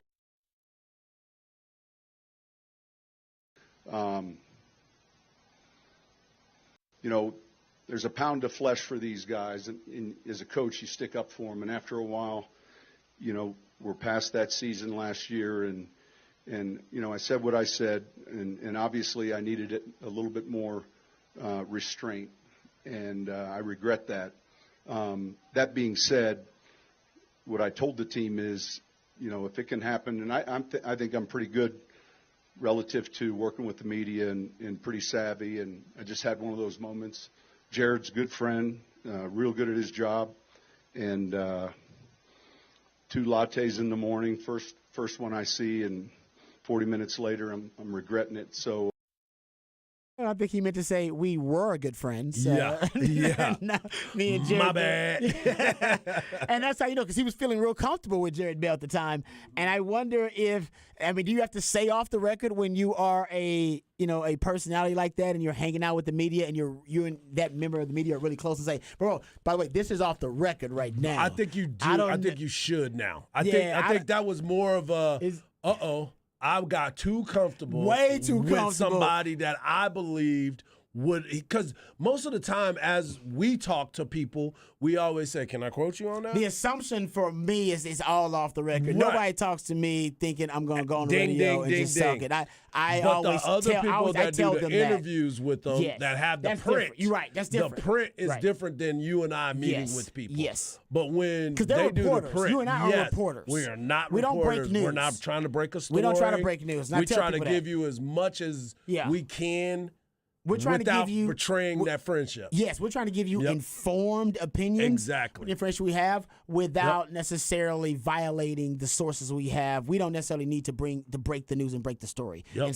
And I told you, Harsh knows every damn body. So he's got a lot of really good sources about a lot of good stuff. So he has really well-informed opinions. And I got some decent sources too, and Patrick's got great sources. So it's just our opinions are informed by the sources we have, but we ain't breaking news. And I tell Right. them all the time, like, I ain't breaking no news, I dog. ain't trying to be that Whatever guy. you say, that's in the vault. I literally use the Seinfeld thing. It's in the vault. We're good. I like that. It will inform my opinions, but I'll never throw you under the bus and say it was for him. So, he's a different job. Like you said, different job. Yep. Chip Brown's got a different job. Chip Brown, My Jeff man Howe, Seth Golden, Jeff Seth Howe, Golden, my Dana man Davis, Kirk Bowles. Armand Richardson, Hey, you better Joe Cook. You better off the record them Yeah, boys. You'll get too let me comfortable. ask you something real quick. Is this on or off? Off the record. Yeah. You need to know. Do I have to ask you? Even if we if we hanging out drinking some hot cat exactly. tequila and kicking it off If we the turned record. up, I need to make sure Off that the- this is off the record. It's off the record. I man. agree with that Yeah. 100%. So I think he just got a little too comfortable, which happens. And I'm glad he owned it though. He said, Yep. I said what I said. That was the dude he was taking the bong rips with, too. You know?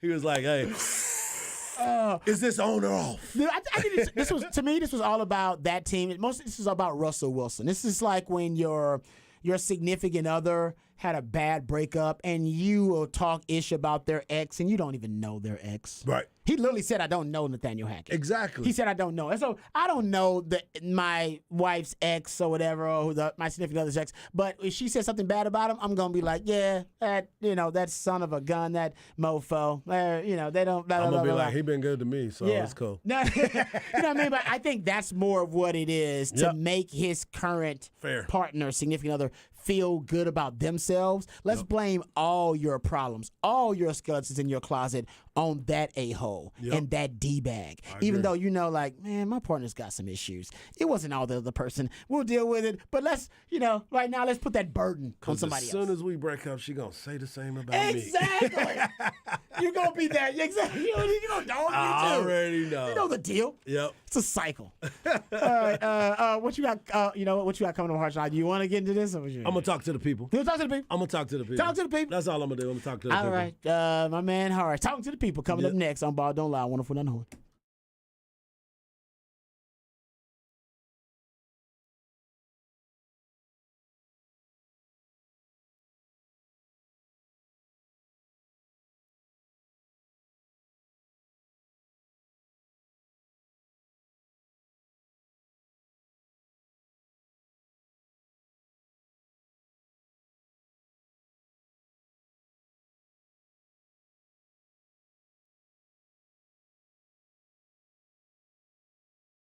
Hey, what's up, folks? Lifetime Longhorn Rod Babers here. Let's talk about our friends at Apple Leasing. You need friends like our friends at Apple Leasing because they're all about you. They're all about making sure that you get not only the best deal, but you get the car you want for the price and the payment that you want. Now, my friends at Apple Leasing have been in business here in Austin for almost 40 years. That's a long time to be doing business here in the ATX. And the reason that they've been around so long is because they do business the right way. They take care of their customers, and customer satisfaction is their top priority. Now, we know getting a new car, yes, it can be very satisfying, but also it can be stressful. It can be time consuming. A lot of headaches involved with that process. Going to different dealerships, doing the price shopping, going to different lots and making sure that the price and the payment plan fits your budget, and making sure that the lease that you're getting in, or maybe the lease you're getting out of, all right, isn't a problem as well. Apple Leasing can handle all of that, all of the stress, all of the headaches, all of the time that it takes,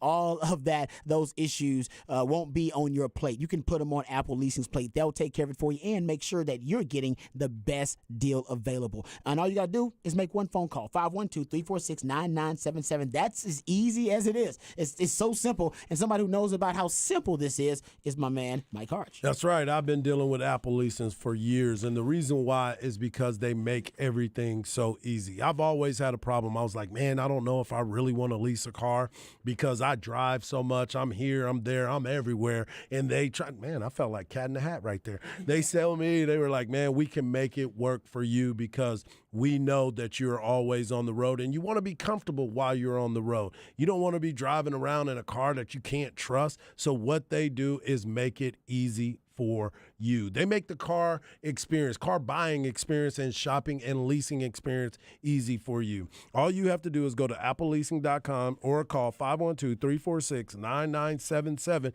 and tell them what you want. Say, hey, I want this type of car because I'm going to be driving like this. Or I want this luxury vehicle because I want to be styling everywhere that I go. No matter the make, no matter the model, just tell them what you want and they will find it for you. The important thing is you want to make sure that you trust the people that you're getting a car from, because everybody has built with these other car lots where they might sell you a lemon. Not these folks. They want to make sure that you have the best experience. And the only way you can do it is go to appleleasing.com or give them a call, 512-346-9977, and they will make it work for you. A lot of people want to look at cars and they're like, I don't know. I may not want that car that long. I want to get out of the lease and I'll probably get penalized. No, you got no termination penalties. So just do what I did and give those folks a chance. You will not regret it, and you can tell them, Mike Harch told me to come over here. I want to give you a shot because this is something that I'm not used to doing. Walk me through the process and let me know how easy it will be. Apple Leasing is the way to go. Our man Scott Crossett is one of the best people that I've met. He is part of Donate Life. I am a cancer survivor, and he is too. So make sure you give him that opportunity. Go to appleleasing.com today. That is appleleasing.com.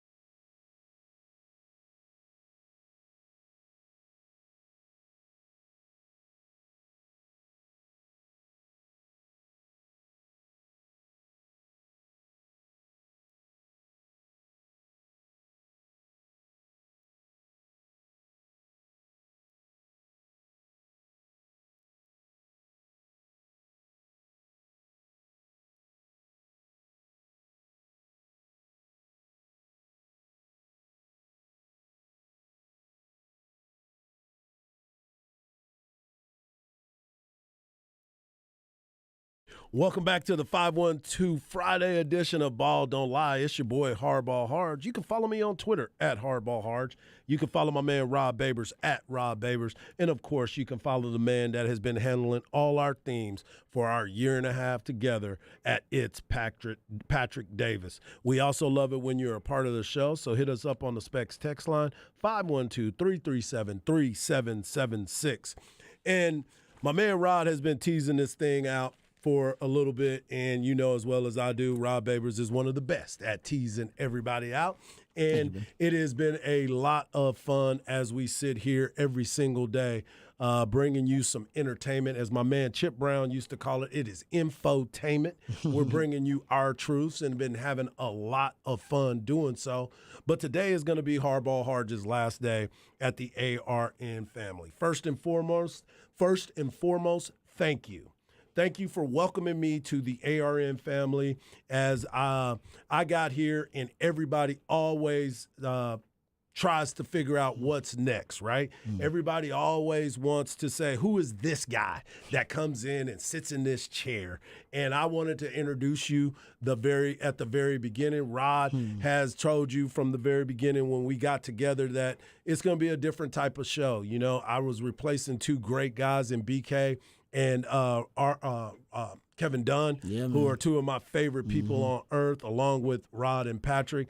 But those guys have reached out to me, and we have been friends for a long time, and they were always like, man, you should be over here, you should be over here. And I finally got here, and I know we talked about this a while back, but I wanted to thank all of the listeners. The listeners are the people that make us come in here every day and bring it. We love what we do, and that's why we do what we do, because we want to make sure that we entertain you. So thank you. I know that there was a lot of loyal listeners. This station has a loyal listener fan base. And I know some of you were tough on your boy. You was like, I don't know if he's going to be able to do it. This dude is always all over the place. I don't know if he can handle it. And I'm like, man, just be patient. You're going to love me or you're going to hate me. But either way, you're going to be listening. So I appreciate the love and the hate as we go through all of these situations. You followed me through all of my stops because I was at other stations before, and you listened to me with those stations. And when I came here, it was always something that I wanted to do. And I appreciate y'all for following me, for coming over here and being able to enjoy everything that we was able to do. So there's a few people that I want to thank that helped me get here. One of the main people is Lise Hudson. Lise Hudson is a rock star. She's been in this business. And I know a lot of people are like, man, Lise is tough.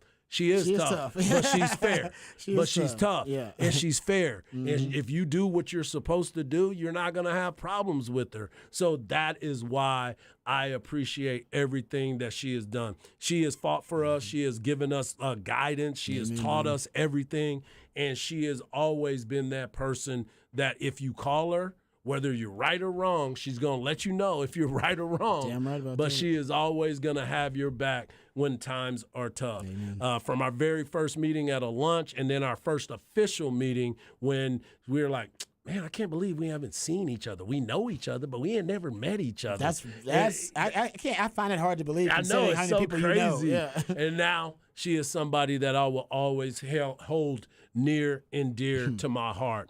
To KK, man, KK is one of those people that every time you're going through something, she has a kind word for you. She does. Even though she's going through something, she's always going to be uplifting to you. Yep. She has always been one of my favorite people since I've been here because she was another person that we heard through the industry. You know who she is, but you never have had an opportunity to spend time with her. So when you do, you're like, golly, I can't believe that we're not like friends before because her energy is so different than anybody. You'll never know that she's having a bad day. She's always uplifting. She's always pushing you.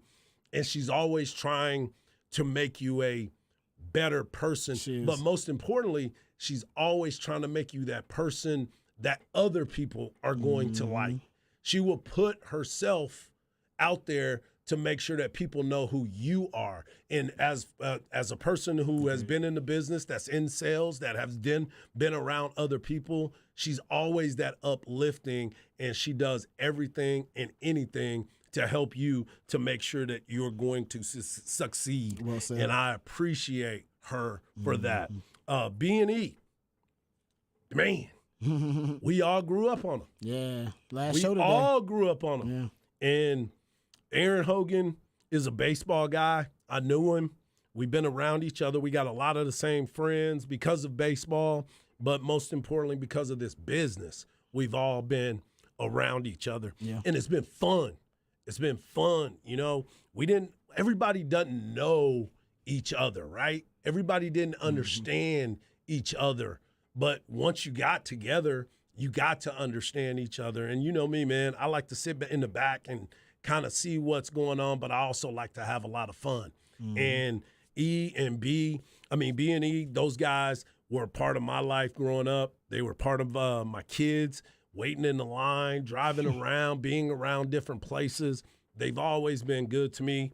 And Buck has been a great, great, great mentor. He's one of my good friends, and he's helped a lot Yes. in a lot of different situations. And he's an inspiration for a lot of people. He talked about his sobriety, and a lot of people don't do that. They don't do it. And Buck, I appreciate you, brother. No doubt. It's all good. You good, man? Craig Way, what I tell you. Yeah. You want to work with Craig? That's your Man. dream. It's one of your dreams. As soon as you and I talked, I said, hey, man, does this give me an opportunity to work with Craig? And you're like, I think so. I think so. And I was like, well, then I'm in.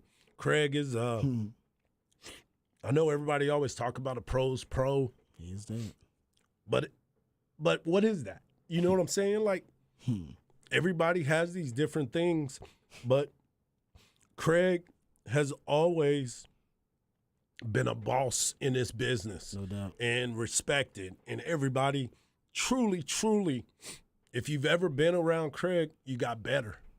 If you've ever spent time with Damn Craig, right, yeah. you got better. And he is one of the guys that I've always respected without even knowing him. Without even knowing him. And he made me one of his friends, and hopefully someday I might get to work with him again. I know will. things have kind of changed and we're moving in different directions, You'll have it, brother. but hopefully it'll I get a chance to work with him again because he is that guy. Yes, he is. Jeff Howe, 254, bruh. 254. I know you from Florence and you give Gerald a lot of crap. Gerald is looking at you, bro. But Jeff has been cool as a fan. We knew each other because of my relationship with Chip Brown, obviously with 247 Sports and Horns 247. I've been around Jeff a lot more, listening to you guys on the Blitz and what y'all been able to do. That's amazing. Keep that up. Great work because the people need that, and they appreciate all of that. Thank you, brother. Chad and Zay, my boys. Chad has been a professional Yes, he from has. day one. You heard us talking about the very first party we was at together, and just randomly hanging out because of his wife and their relationship. Zay is like a little brother to me. We give each other crap every single day. It's hilarious. And it is fun because Zay is he's funny because the guy just says what's on his mind. Sometimes I'm like, oh my God, I can't believe Zay said that. But then you go back and you listen to it and you're like, man, that dude is on his thing. And it makes sense. You know what I'm saying? So it's been a lot of fun. And every day, those interactions, walking in the hallway, talking to each other, those are the moments that I cherish the most because of that. You guys, I'll get to y'all in a minute, but I want to give a shout out to a lot of the producers here that do different things. You know what I'm saying? There's so many people that are interacting That we key. don't even know. Yeah, they're instrumental in helping it go. But you know them, but you don't get to spend a lot of time with them. But they appreciate the moments that we get a chance to say hi to them in the hallway. The Jacobs and the Jacobs, you know what I'm saying? Mendoza and my man Standard. Standard was a guy that When he first was here and then he left, and I was like, man, we got to get Jacob back here because he's so talented. He's so good with the videography. He's good. He's got that moment where he can bring something out of you. You know, we were doing those reels in the back, and he was like, no, man, say it like this. You know, he's trying to produce you. I'm like, man, just record the thing. But he's a Cowboy fan, so I was always cool with him. And he's a good person. I appreciate all those guys. Corey, all the guys that have been working with us at those remotes that we were doing. We had different people on site. Yeah. My man Cameron Parker, he's a star in the making. He's a great play-by-play guy. He's getting better and better. He's spending time with Craig. I got a chance to do a game with him at the Round Rock Dragons playoff game, and he's been bugging me about it. He's like, man, you need to come do a game with me. I want you to come do a game with me. I was like, all right, man, I'll come do a game with you. But I had a blast. He's one of my favorite people because me and him hit it off from day one. Good guy. For you guys, I appreciate you because y'all are professionals. We are all have opportunities to do different things. It's good, bro. We love you, man. Take your time. Y'all are my boys, Brothers, man. regardless No doubt. of what happens after today. Y'all are good people. Y'all hearts are in the right place all the time. Your hearts are in the right place all the time. Thank you, bro. We have different levels of friendships with other people. But what I truly feel about you two is outstanding. I'm going to miss your big butt rundowns. I love it. I love it.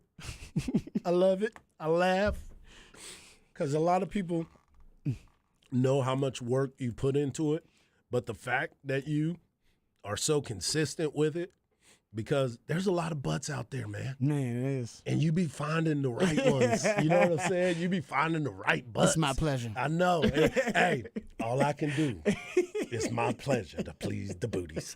And I love it when you bring it up because it is something that is a staple. And everybody has to find their staple, right? And if you can find your niche and find that moment to where everybody can understand, when he says butt, you know what you about to get.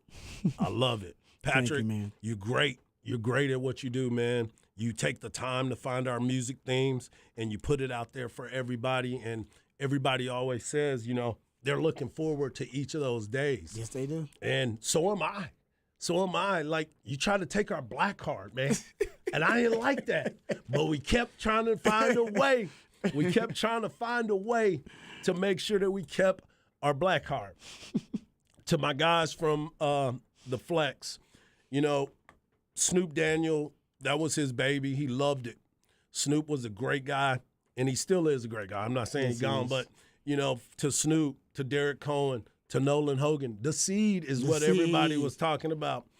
And my man, Zach Lucero, the very first day that I was here, I saw him when he walked in I because remember this day. it was kind of a weird day. It was because so weird. Yeah, and we're walking out, and He says, Coach. he said, "What's up, Coach?" And I'm like, "Zach." And I was right there. I was like, Yeah, you were what? like, I "Wait a witnessed minute." it. I was like, what is you going were like, on? "What in the heck is He's happening like, right Coach. now?" I'm like, that's hardball hard. It's not your coach. He's like, that's my coach. It was It's the like, beginning of Hard Knows Every Damn it Buddy. Yeah, it that was the it stream. Exactly. I was like, Hard's no every damn buddy. He gave me a call the other day, and he was like, "Coach, you know, with everything that's going on, I hadn't had a real chance to tell you, but I appreciate the fact that through all of this, that us interacting in that hallway that day brought us back together, and we had a relationship started back up because I did coach him. He's my guy. That's he crazy. is so funny, and He is a hard worker, man. And every time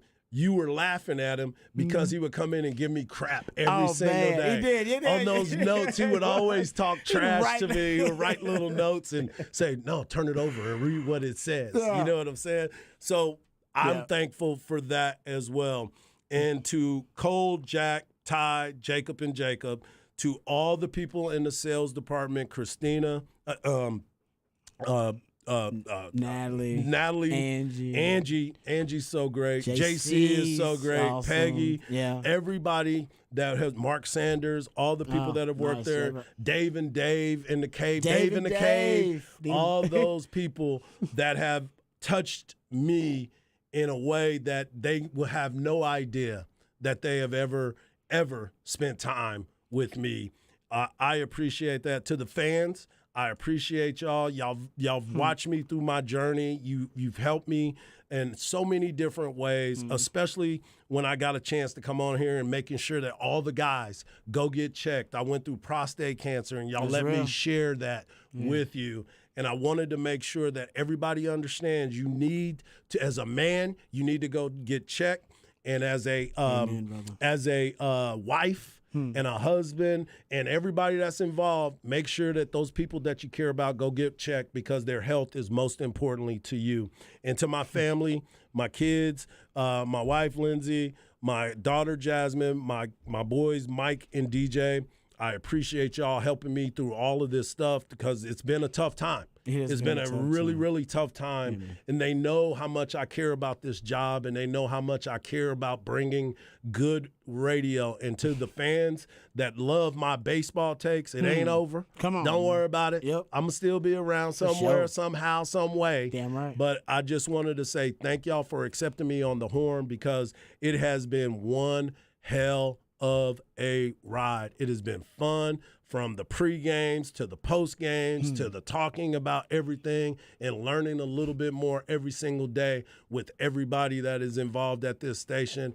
I appreciate y'all so much. So thank you to ARN. Thank you for giving me this opportunity. But most importantly, thank you two guys for riding with me and making this thing happen so much, because the initial conversation was, all right, what's going to be our name? How are we going to make this work?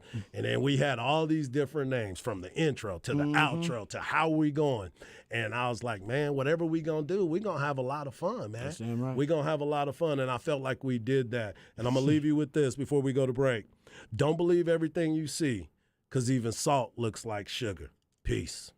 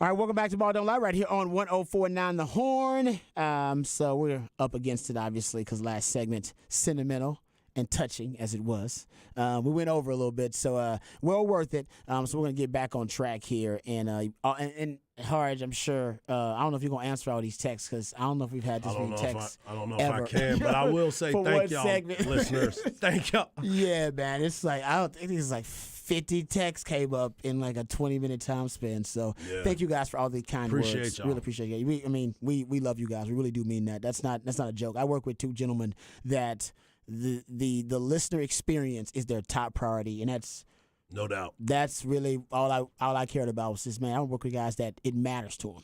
If Yeah. they have a good show, if we have a bad show, it should matter. Yep. And I want it to be something that the listener experience and that listener connection is important to them, and it's important to these guys. And I honestly, I've had a lot of co-hosts. You guys are my 9th and 10th co-hosts in my 15 Damn, years. you sound like Chad. Yeah, Chad was I'm like, not even man, I 10. think this was 11. Yeah, I've done nine. Yeah. You'll be 9 and 10 in 15 years. So I unfortunately get to do this a lot. But this group, man, I had a ton of fun. This is definitely one of the most fun experiences I've had doing the show. So like I told Arch when we started doing, I said, man, you boys, I take the job a little too seriously. I know that. I get it already. So some people don't take this job that seriously, and I get that too.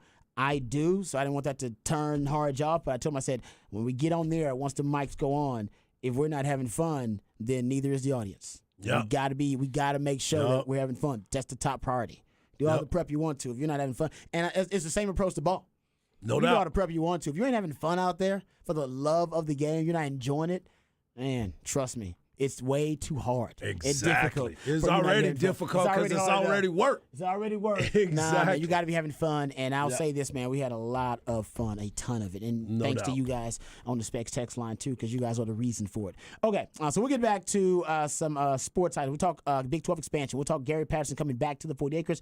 We got insider notes from our man Chip Brown that we'll also dive into. And also, we'll discuss Pro Football Focus ranking the best player on every team in the Big 12. All that and more right here on Ball Don't Lie. Wonderful, none the horn.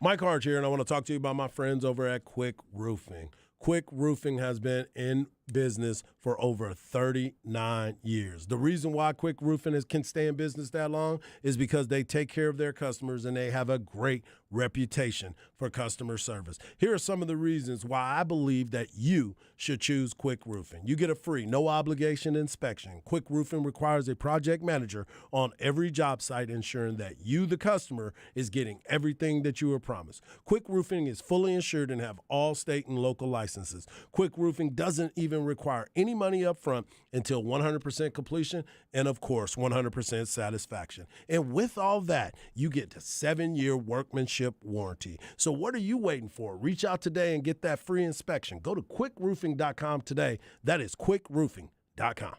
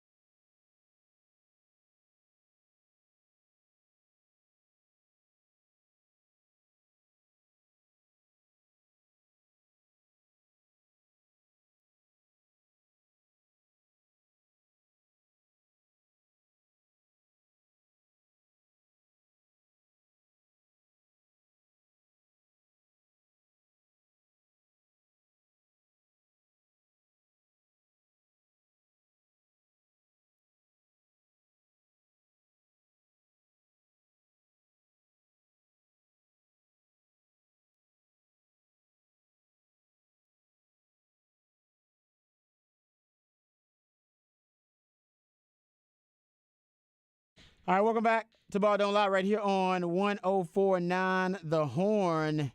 Oh, man, I like this. 512 Friday, that's when Patrick, the Idealionaire, he takes jams from very talented human beings, live bands, and artists who you have a chance to see live right here in the ATX. Who we jamming right now, Patrick? This is Otis the Destroyer.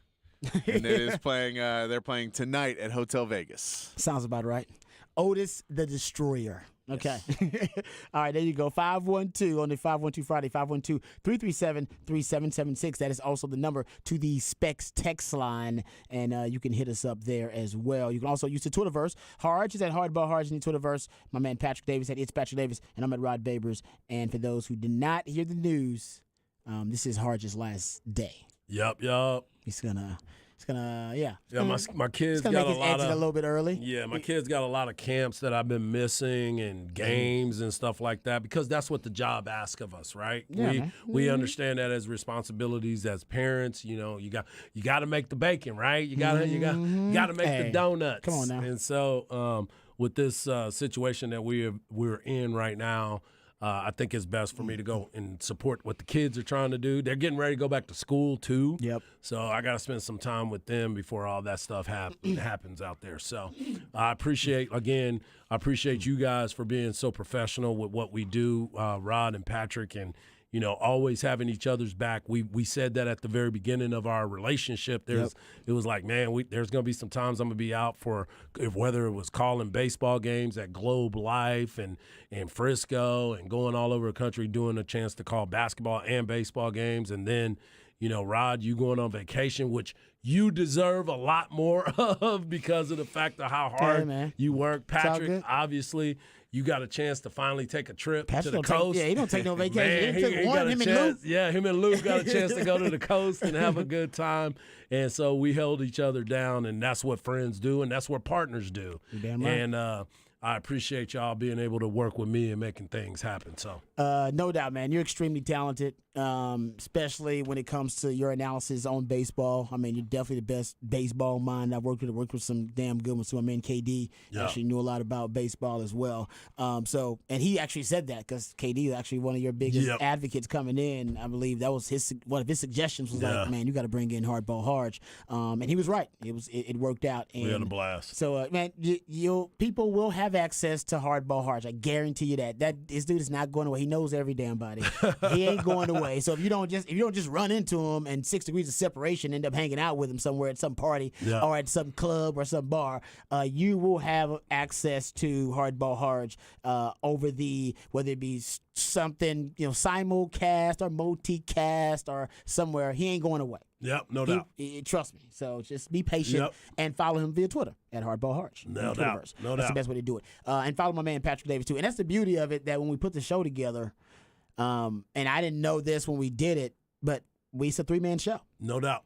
I never worked with Patrick, so I didn't know if Patrick was going to be able to do the 5 to 8 jobs he already does on top of being able to be an on-air guy. I was like, I didn't say he couldn't do it, but I wasn't going to put that burden on him and be like, hey, man, I need you to bring it too. On top of producing the damn show and cutting all the audio and the other 5, 6 jobs that he's asked to do around here. It's like, I'm not putting that burden on him.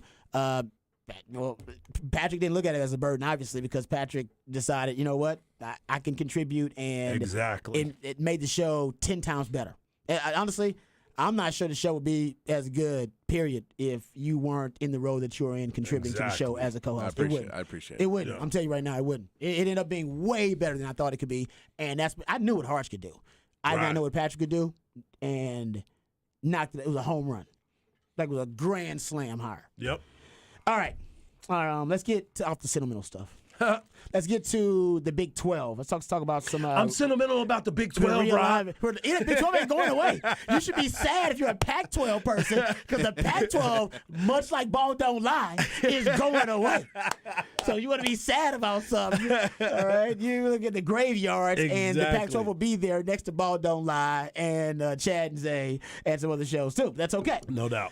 How about this? I saw this at Yahoo Sports, guys, and it just talked about more of the ineptitude of George Kliavkoff, the commissioner of the Pac-12, and just the missed opportunities in retrospect.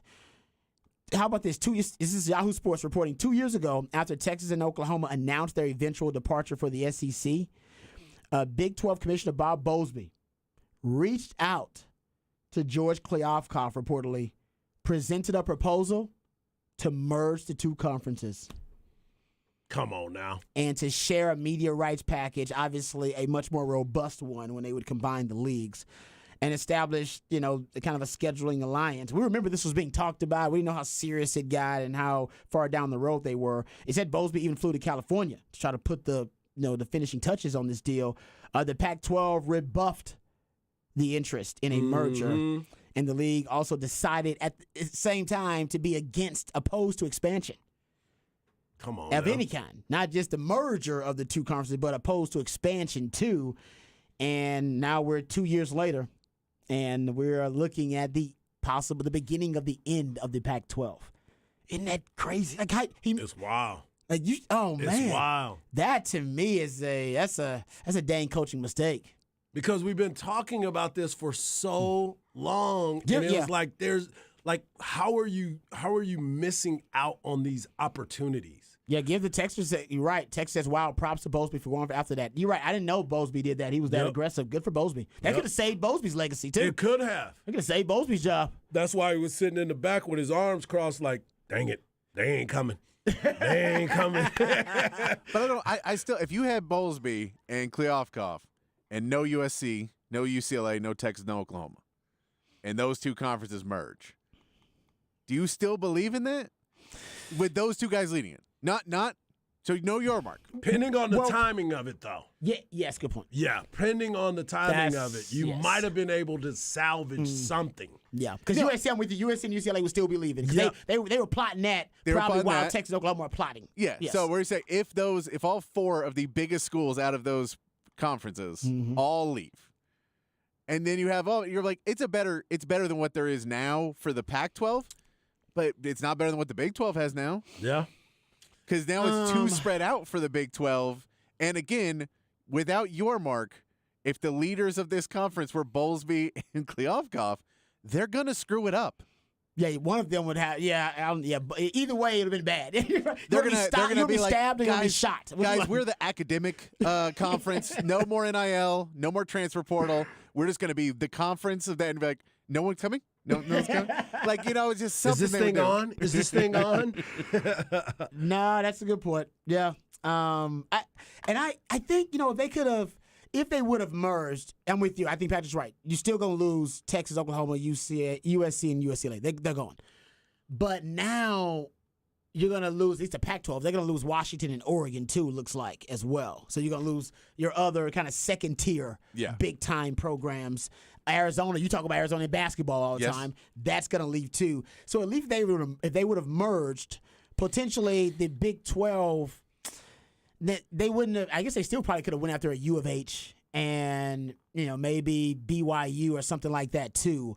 But I don't know. There's an argument to be made that if you bring in a Washington and an Oregon and an Arizona's as opposed to the Cincinnati, U of H, BYU, Central Florida thing, that's more attractive. Not much more. No, but and more I'll agree. attractive. I think team-wise, you're right that it's better. I think presentation-wise. You're talking about what you're market, selling like it. TV market-wise. Yeah, and what your conference is selling it as. Yeah. If you have two guys that can't sell water to somebody dying of thirst, then it doesn't matter what teams you have. You're not going to get there because the SEC and Big Ten are going to tell you that they're the best, and people will believe it. And now you have Brett Yormark. So I'm saying, no matter what happens, if Bowlesby saves his job, that's the worst thing that could happen for the Big 12. And also, I'm with you on that. That's a good point because you're right. Either way, they're doomed. And because they had bad leadership at the time. The only reason the Big 12 was salvaged and saved and achieved stability is because they got new leadership. Yes. Yep. They got Brett Yormark, who was a visionary, and that's what stabilized the conference. You still got Kliavkoff and Bowlesby. Inevitably, whatever merger of those conferences would have happened would have failed. Yes. And they would end up. So I totally agree with that. Also, this is also being reported in retrospect. Remember, Larry Scott, obviously the former Big 12 commissioner prior to Kliavkoff. Remember, and I'll read this from the article, the excerpt. It said a day after a conference expansion, Armageddon was avoided with the Pac-12 taking a pass on Oklahoma and Texas. Commissioner Larry Scott was in good cheer. And why not? Because at the time, the Pac-12 still had the richest TV deal in all of college football. Remember, that's why Colorado initially leaves. Yep. Because their TV deal is way richer than most of the major conferences in college sports.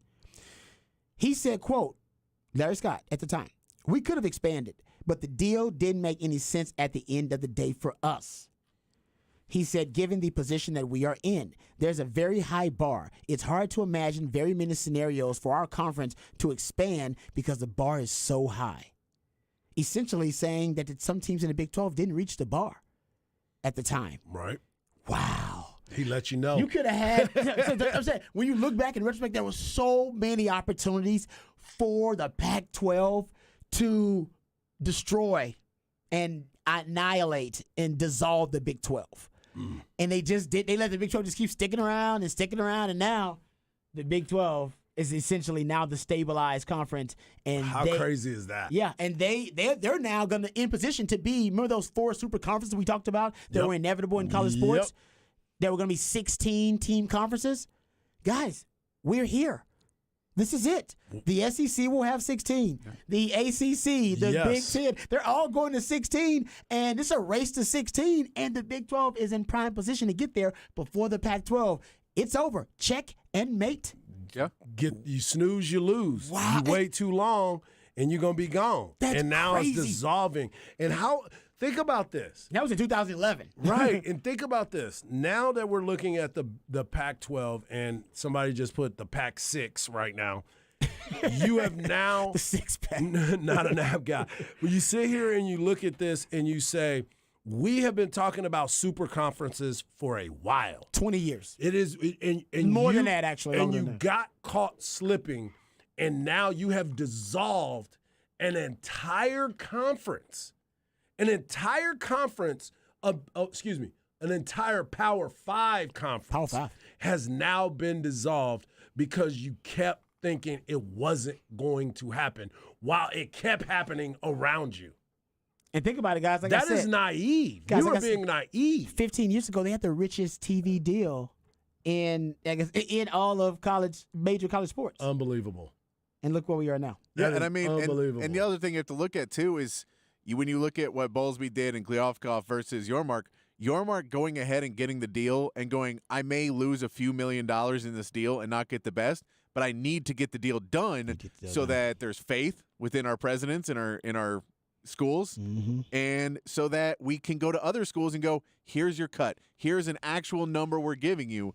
Whereas we saw with San Diego State, they were going to have to pay an exit fee, and there is no number that they have that they're getting. Now, they're told it's going to be tons, and it's the greatest, and the longer we Exactly. wait, the more you'll make. Theoretically, that's Yeah. how much you're going to get. But there is no actual number, and when you talk to Colorado, you go, here's your full share, it's this amount of dollars.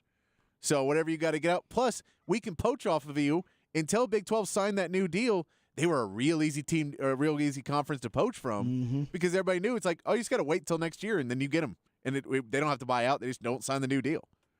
That's a great point. No, I'm with you. And I love what you said about basically that what Kliavkoff is offering is theoretical. Like, theoretically, Yeah. we could do this. Like, bro, I'm not operating in your theoretical world. I'm talking about what can you get me? What can you guarantee? This is how much money we're going to get if we remain with the Pac-12. And the Big 12, like you said, Yormark is offering these teams. He said, man, you're going to get $32 million if you join us right now. We know you're going to get that. Yeah. Not some theoretical hypothesis as to what's going to go down. If you join us, Yeah, then if you join us, and then we got to add another team, and then after that, we're going to add another team, and then another team. Kliavkoff just cornering people at a party. I know. No, man, we just need to start this business. All I need is your credit. And then we're going to get this loan, and we will be millionaires. Then he's sniffing a lot, too, like the guy from Seinfeld. He's like, bro, what are you doing? Oh, I'm going to go to the bathroom real quick. Like, bro, like, what's wrong with you, man? Why are you so hyperactive right now? Okay, yeah, basically the Pac-12 kind of reminds me of that story. Really, it's a story that we have seen in different industries all throughout time, right, in our society. It's Blockbuster. You are at the top of the the mountain. You are at the hierarchy.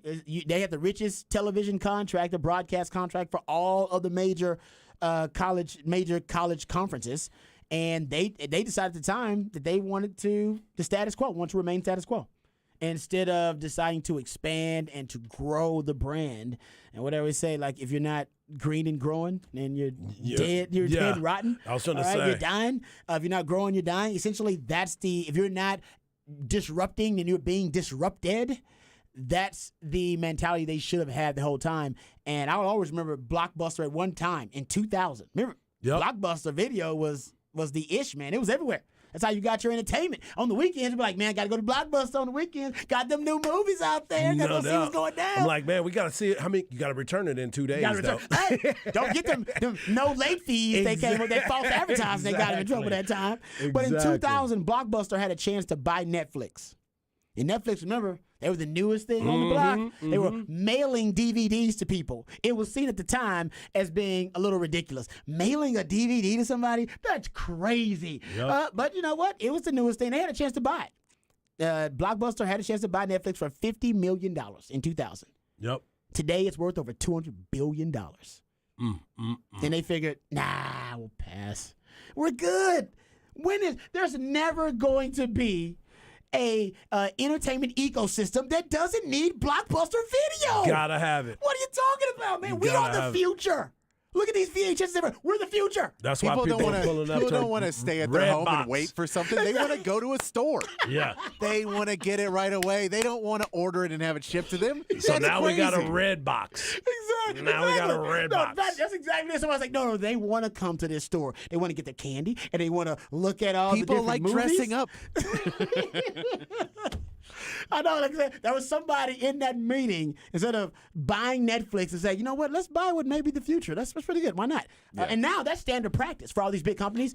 Any competition, they just buy it.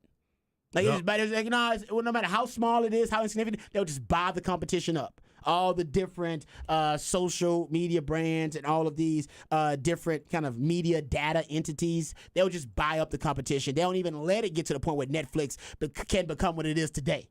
Which could be one of the top streaming entertainment entities in the world. And Blockbuster Video is officially done. I think the last one closed up. Now they're a documentary.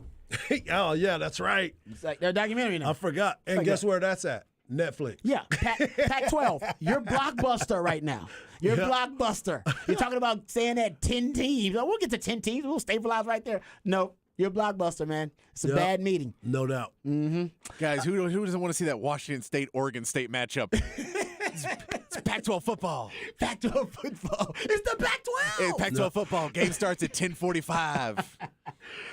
Okay, real quick, I want to get to this Gary Patterson news because this is really good news for Longhorn fans.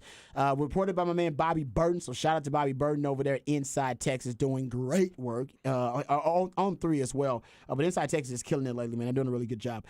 So he is reporting that it is possible that Gary Patterson, GP, could return to the 40 acres. Bobby Burton says former TCU head coach Gary Patterson is mulling a return to college football, possibly in a reprised role with the Texas Longhorns. In his first year away from Fort Worth, Patterson was a special assistant to Texas head coach Steve Sarkisian during the 2022 season. He worked primarily with the Longhorn defense and helping specifically with obviously game planning for the teams. I think a lot of it also in the secondary.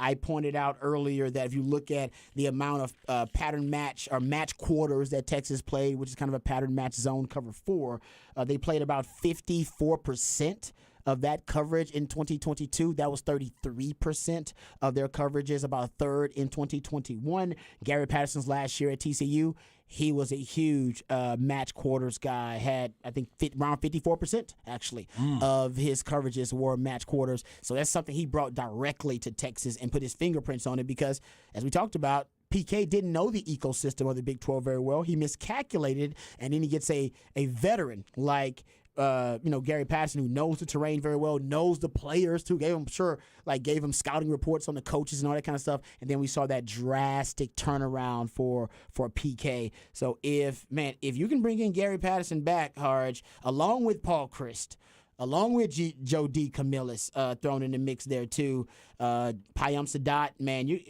I'll say that Sark is making sure that he can get as much help, leave no stone unturned as looking for help to get his team the schematic coaching advantage. Well, and this is the thing that you and I have talked about. Sark has looked himself in the mirror and not been ashamed to bring in other guys to help him. Yep. That is a huge thing, especially at a coach with, as well as I do, we all have egos when it comes to this type of profession. When you're coaching, you think you know it all. And I'm not saying it in a hubris way. I'm saying it for real. Like, you think you've got it figured out. That is how I got to this position because I was successful enough. But you also have to understand the humility of it and saying, I don't know everything, so let me bring some other guys in because I'm so active in all the stuff that I got going on. How can these guys come in to help me? And that's exactly what they've been able to do right now with Sark being able to say, ooh, Gary Patterson, the door is always open for you. Mm-hmm. And Gary Patterson was like, hey, man, you know what? Remember how you said it was always open? You think you can find a spot for me in here? And Sark's like, yeah.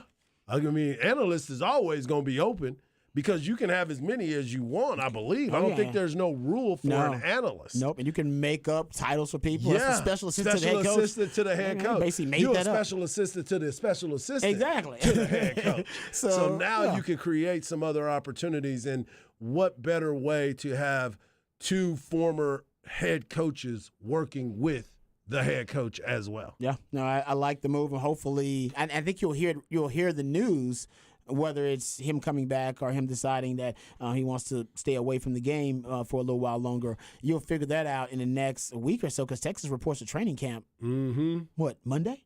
I believe Monday or Tuesday? Tuesday. It's Tuesday. Press conference is Tuesday. I assume they want to have the coaching staff and everything. They want to have all of that already set up and stable by that time. So maybe the next week we'll find that out, actually. All right, another little nugget here from my man Chip Brown. That was from Bobby Burton. So shout out to Bobby Burton inside Texas over there doing a great job. My man Chip Brown also hustling. He's always hustling, man, trying to find them little nuggets for you. He got his insider piece, so I encourage you to go check it out for yourself. But on his insider piece, one of the pieces that he had that I thought was pretty cool, He talked about Quinn Ewers, so this is a story that he tells after they're working out. He said, quote, I talked to a team source who gave me one of the better nuggets I've heard about Quinn Ewers. He said, last Thursday, after 2 hours of working out in the heat, he said it was 106 that day, Torrey Becton, the strength coach, had the team, after the workout, do 10 shuttles, Longhorn shuttles they call them, which are shuttles concocted by Becton. Everybody's got their own form of different shuttles. But after that, it's kind of the way to close strong, right? Fourth quarter, we got to finish strong. So you finish strong with them shuttles. It says here, after finishing the 10 shuttle runs, Ewers said, Coach, I'm going to do my Quinn Ewers for a second. I was like, come on now. Yeah. Coach, we got 12 games. How about 2 more? Man, that might have been a little bit too deep for Quinn.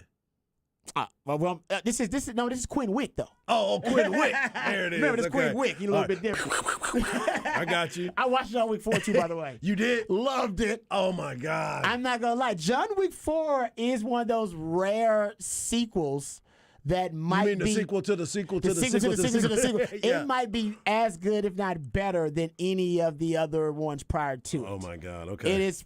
It's rare, but they did a damn good job on it.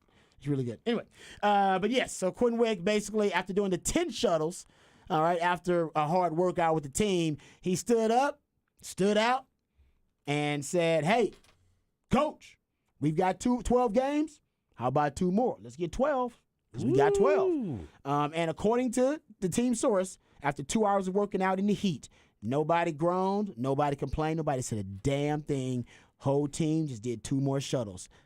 That's what you're supposed to do. What do you talk about leadership? He's a leader. There you go. He's a leader, man. We was talking about that before, right? Like, what is it going to take to be that guy to get over the top? Because leadership, remember, last year we were talking about Hudson Card and how he was so quiet in the locker room, was gravitating to what is that? Coup de fou? What? Oh yeah, you're right. It was Coup de fou. Coup de fou. Yeah. And watching Quinn and how people were gravitating to him. It's a popularity contest. Now he went and got a fade. Now he's been doing things a little bit different. His body has shredded a little bit more. Got the abs. And now he's like, man, I'm in the best shape I possibly ever can. Let's do 2 more. I don't like the haircut. I do. But I appreciate him getting it cut. Yeah. It's all good. I ain't gotta like it. It ain't for me. It's not for you. It ain't for me. Yeah, it's for him. It's for him. Yeah. As long as it makes him a better quarterback, then I'm gonna like it. I'm gonna learn to like it. It's like Bijan's haircut. Yep. And nobody liked Bijan's haircut when we The first saw Predator it. cut? But I never even seen anybody with that haircut, man. But when Bijan started going out there, wrecking shop on the field, all right, putting dudes all into the spin cycle out there on the football field, looking like a little Barry Sanders, you know what? That hairstyle started to grow on me. No doubt. Bijan's hairstyle. And matter of fact, I started to see Bijan's hairstyle on just regular Joe jabronis and just regular Joe Schmoes out on the street. I went to brunch, and so I do it with the Bijan hairstyle. And I'm like, you can't just be a regular person with the Bijan hairstyle. You got to be a star with the Bijan hairstyle. I'm trying to get it. You can't do it. I know I can't. You got to be a star. And I can't grow it either. You can't grow that, man. You can't just be going to work your job at the insurance company with a Bijan-style hairstyle. I can do the Framber Valdez, though. Remember, so Quinn had the mullet, got rid of the mullet because the mullet caused too. I think he basically said the mullet got him too much attention. He don't want that kind of attention anymore. The type of attention I'm about to get is the type of attention that I have to earn on the field. That's the Quinn Ewers we dealing with now. He don't need that superficial attention from some mullet and a hairstyle. I don't need that.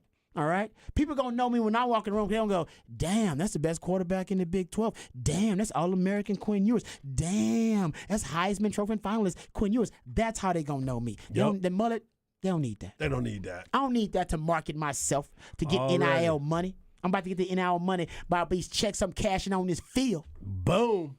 That's what's about to happen. That's Quinn Wick, baby. Quinn Wick, baby. Wick. I needed him to keep his hair for Quinn Wick. That's true, too. Yeah. Quinn Wick don't get Quinn Wick's hair a little bit longer. Yeah, that's a lot longer. That's a good point. Yeah. But I'm loving that he's stepping up in leadership role. I've always said, like, if you've been given the privilege, it is a privilege to lead. Really, work ethic and your commitment, those are just obligations. Those are just responsibilities of having that role as a leader. No doubt. So you don't have the you don't have the luxury not to be the hardest worker out there and not to work hard. And that's what he's doing, man. Hard work. So I love it. All right, we come back.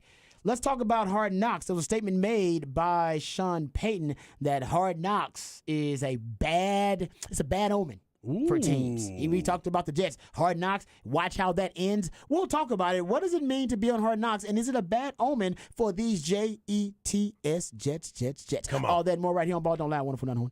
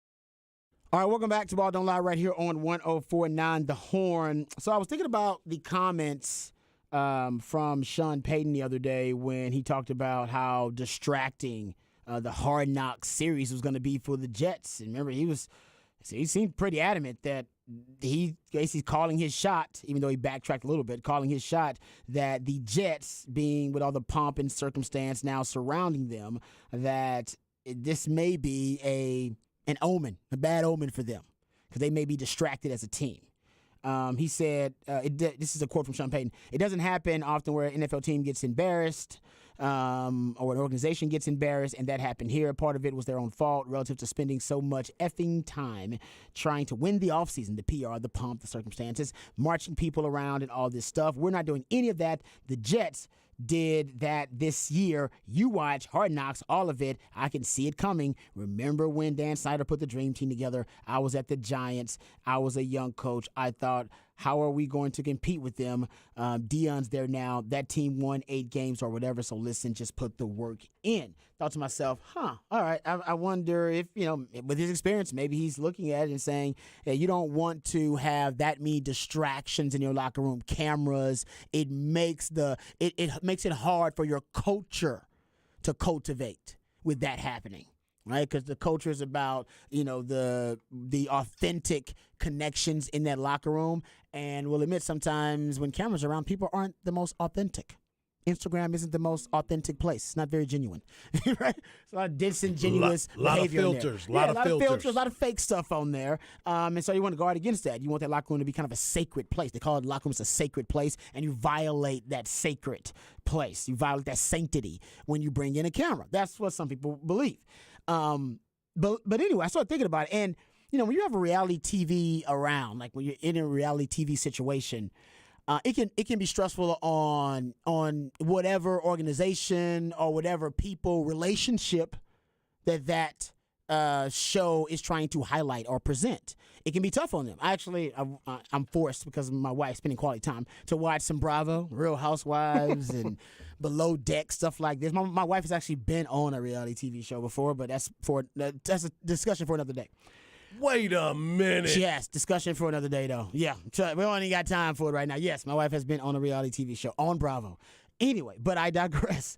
So I started thinking about it, and it is tough, because you don't look at all the bachelors and bachelorettes. Speaking of reality TV shows, that I should have gone on The Bachelor. I wanted to be the first black bachelor. That was part of my ambition as a young post NFL player. I was going to get into reality TV. I actually auditioned for The Bachelor, for those who don't know, and I did get a call back not to be the Bachelor. I was a little disappointed. She said she wanted me to be one of the men on The Bachelorette. And at the time, I had just started dating my wife. I asked my wife, I was like, hey, I'm going to go on this. I actually got it cleared with, because I was doing radio at the time, too. I got it cleared radio because Garrett Green, who is the play-by-play voice of the Sugarland Space Cowboys. Yes, he actually was there videoing the whole damn thing. So I got a witness to it, too. And went down there, auditioned. She thought, she said, you're great. She said, I think you got a chance to be a star on the show. Not on The Bachelor, but on The Bachelorette, one of the guys. And I was like, honestly, I'll win the whole damn thing. I told my wife, I said, listen, when I win the whole damn thing, because I'm just that damn good, I'm going to reject that skank on TV, and I'm going to propose to you on TV. I told her, I said, I'll propose to you on TV. Now, you ain't got to marry me, because at the time, they won't be able to tell whether you say yes or no, but it'll just be very dramatic, and it'll get me another reality TV show. I'll be the next. By the way, if you reject me, I'll be the next Bachelor anyway. It'll work out either way. I had the plan in place, dog. It was brilliant. She said no. She said, I'll break up with you if you go on that show. And I decided, all right, you know what? I kind of like her. So we did not go on the show. Still, to this day, she should let me go on the damn show. By the way, and then she went on a reality TV show later on. We'd be different. We'd be different. You won't be set right now. Exactly. You know what I mean? So she was thinking small-minded. I was on a bigger scale. Rachel Lindsay got on that show, and I know, she's from here, too. That's what I'm saying. Your boy was, I had the plan set.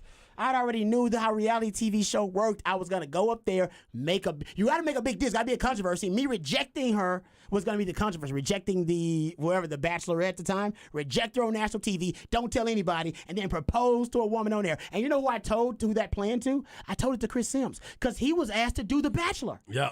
And I said, dude, do The Bachelor, go through all the women. Because remember, Jesse Palmer did it. Yep. And I said, and then propose to your now wife, Danielle, on air. Live on it. She'll love it. Everybody will love it. And you'll be a star. He didn't do it. He said he was taking his football career too seriously. Anyway, Nervous. But I digress. Getting back to reality TV and the stress that it can have on relationships, do you know how many of the Bachelor-Bachelorette couples are still together?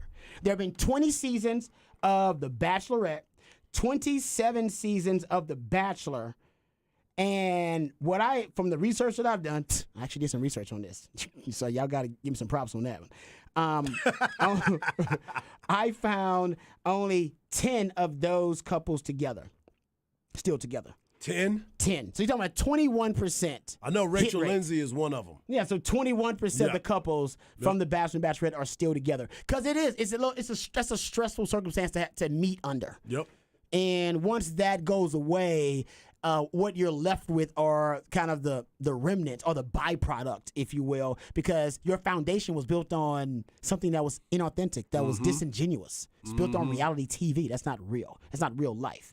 And I do think there is a fear of that happening when you have a reality TV crew around your football team, especially at the infancy of it, or at training camp. Like we don't even know who we are as a team yet. And then we got this entity here covering the whole damn thing. It can be very fragile. And so I do think that's why if you look at the Hard Knocks, there have been 20 teams on Hard Knocks since 2001. Only 3 have won a playoff game. Really? Only three have won a playoff game. Won a playoff game. What was it? One of them, Baltimore Ravens? I have to go look here. Jets. The Jets are definitely one of them. Yeah, The Jets are one of them. That's for sure. So it could be history repeating itself. Because I think the Jets are the one of the teams that made the AFC title game. Yes. That was with Butt Fumble. Yeah, I want to say they made the AFC title game. So maybe the Jets are the team that can kind of, they can break the curse. But it's not a curse, but I think it's just more about the strain and the stress of building the foundation of your team under, like I said, inauthentic, disingenuous circumstances.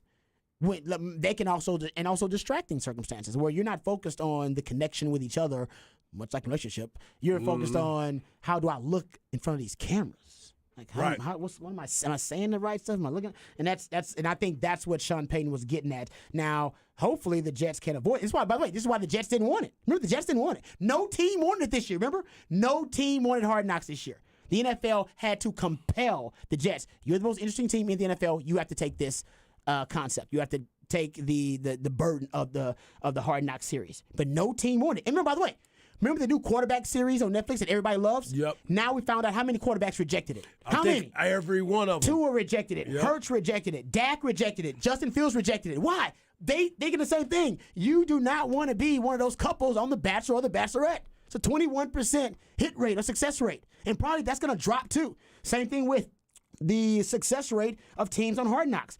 3 of them have won playoff games out of 20 since 2001. Maybe they're just not good, though. It could be that, or it could just be, like I said, and I'm sure it's a combination of that, but it could just be, man, it's a really tough situation, like I said, to build the foundation of your culture on. That's the foundation of your culture. You're building. Think about it, that's the beginning of your relationship is on TV and you're in front of a camera for the first 30 days that y'all have met each other, and now you're like, we're in love. Are you really in love? Yeah. Are you really even being your real self? What's that with show? All these cameras around and with these people around? Are you being your authentic self to help you fall in love with another person being their authentic selves? Wait, what is that show? 90 Day Fiance? 90 Day Fiance. Yeah. Same kind of deal. Same kind of deal. But in reality, though, like we have cameras in front of us, but we don't even think about those cameras. You don't think about them. I don't think about them. We're just in here. But we are. This is what we are like literally performing as I see our what you're saying. profession. I got you. They're playing. They're football. They're football players. There's also a They're big practicing. difference between a camera and a person holding a camera. Amen. There's That is a very very true. big difference. Very true. Because Agree. we forget that there's a little tiny thing up there Yes. that's filming us. Yeah. But if there was a dude in the Walking room, around if with there us was a the couple whole dudes in there, time. Yeah, that's a great point. we'd be like, Hey, it's man, somewhat just meet me in distracting. my living room after I take a shower and go to Exactly. the bathroom. I don't want you here. Yeah, totally Every agree. commercial break, stop looking at the camera. Yeah. Stop. You're just Yeah. staring down the lens. Like, no, don't stare down the lens. Don't stare down the lens. Yeah, and that's what I said, and I totally agree with Patrick on that. And that's what I said, and I actually had this in my notes, and I texted brought it up, and I'm glad they did. Because the guys that did the quarterback show, Kirk Cousins, they did pretty good, good for the Minnesota Vikings. Remember, they didn't win a playoff game, though.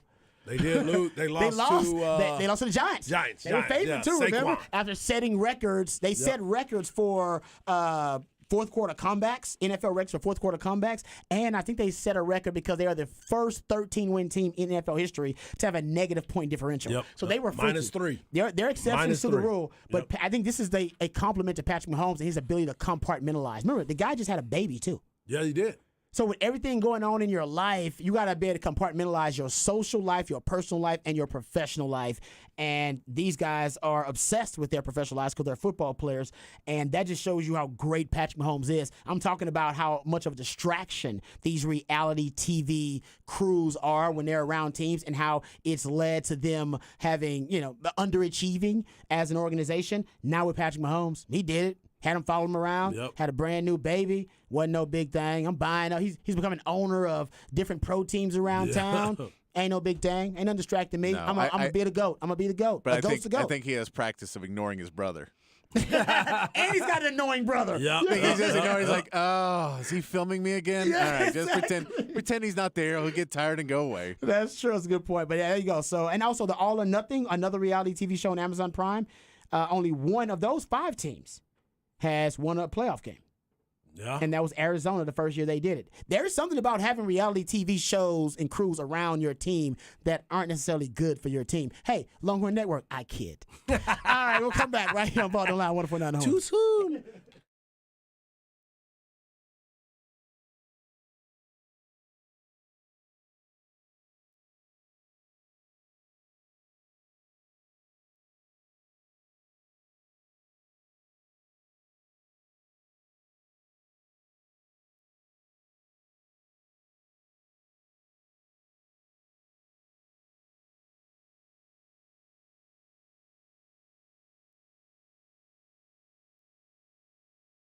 Hey, what's up, folks? Lifetime Longhorn Rod Babers here. Let's talk about the beautiful city of Austin. We all call it home. We love it so much. What's not to love? It is an amazing city. And part of that unique, authentic, beautiful Austin appeal is the skilled craftsmanship of Ironworkers Local 482. They've been helping shape Greater Austin since 1935. You see the labors of their love all over this great city in iconic landmarks you may be driving by right now and not even know it, like DKR Stadium and the Pennybacker Bridge. And as the city continues to grow and thrive, so does Ironworkers Local Union 482. They don't go to the office, they build it. So if you're looking for an exciting new career and you're a little frustrated with your work choices, we totally understand. We've all been there before. And you want a brand new career path, you want to be valued, you can become a valued member of Ironworkers Local 482 and take pride in the type of teamwork and craftsmanship that helps shape the future of our great city. So maximize your potential and be your best self today. Simply apply at ironworkers482.org. That's ironworkers482.org.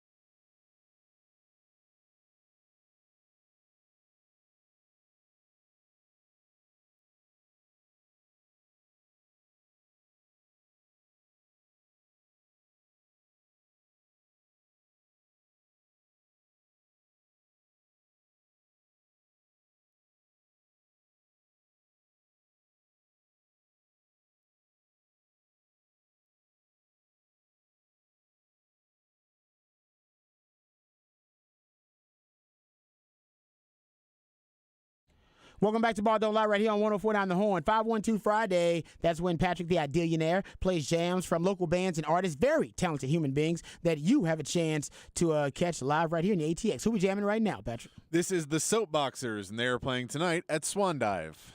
What is the name of the band? The Soapboxers. The Soapboxers. Okay, I like that. All right, 512 Friday. Thanks, my man Patrick, always hooking us up on a 512 Friday. All right, we haven't had time for many of our off the records because we've been over, but it's been well worth it because we have some good stuff from my man Harge, and we have some good stuff. So I haven't got off the record, but next segment I will throw in a couple of off the record topics that we haven't gotten into. Yes, so we'll get to those next segment. I just don't want to go too far over here and start diving into it because some of these are pretty interesting. So we'll do some off the record on the other side. Also dive back into NFL news, notes, and nuggets. All that and more right here on Ball Don't Lie on 104.9 The Horn.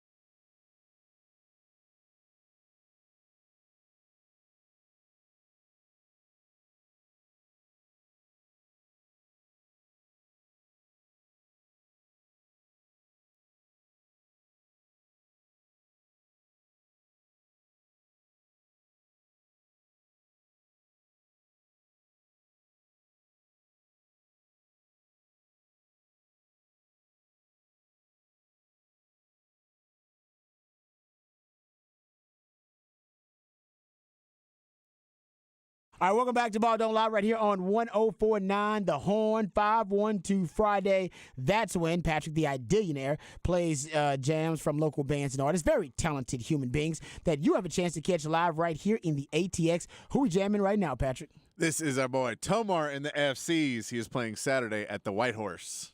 Tomar, White man, you Horse. played him before. He's been Yeah. playing a lot of around town. Yeah, Tomar plays out. They're one of the best bands in town. Yep. I remember that. I was going to say, you know him too, because Harsh. No, I don't know him personally. I don't know He him is a personally. fan of the show, though, so. Oh, they Shout out family then. Tomar. He's family then. We appreciate you, Domar, for sure. All right, 512 Friday. We appreciate Patrick as well on a 512 Friday. 512-337-3776 is how you hit us up on the Specs text line. You can reach Hardball Harge at Hardball Harge in the Twitterverse. You can reach my man Patrick at It's Patrick Davis in the Twitterverse. And I'm at Rod Babers in the Twitterverse. You want to hit us up there. Okay. Some training camp nuggets we'll get to. We're also going to get into this story about the Tennessee Titans. They have revealed what games, which not to anybody's surprise, but they revealed what games they're going to wear their Love You Blue Oiler throwback uniforms in. And yeah, we're circling certain dates. Oh, actually, it's 2 dates that are circled. 2 dates. Because I want to say the other game, other than they're going to play the Texans, when they host the Texans, they're going to wear the Love You Blue uniform. So, but they also going to play the Falcons. Yep. And they're going to wear the Love You Blue uniforms when they play the Falcons. So Bijan can get revenge for us too. Bijan can give us some revenge if you're a Texans fan. Because if Bijan puts it on the Tennessee Titans, which he will, then You already know. I'll still feel some satisfaction from that. Yeah, I mean, and part of me really wants to see the quarterback, whoever it is, fumble the ball a couple times to really make me feel like I'm watching an Oilers game back in the day.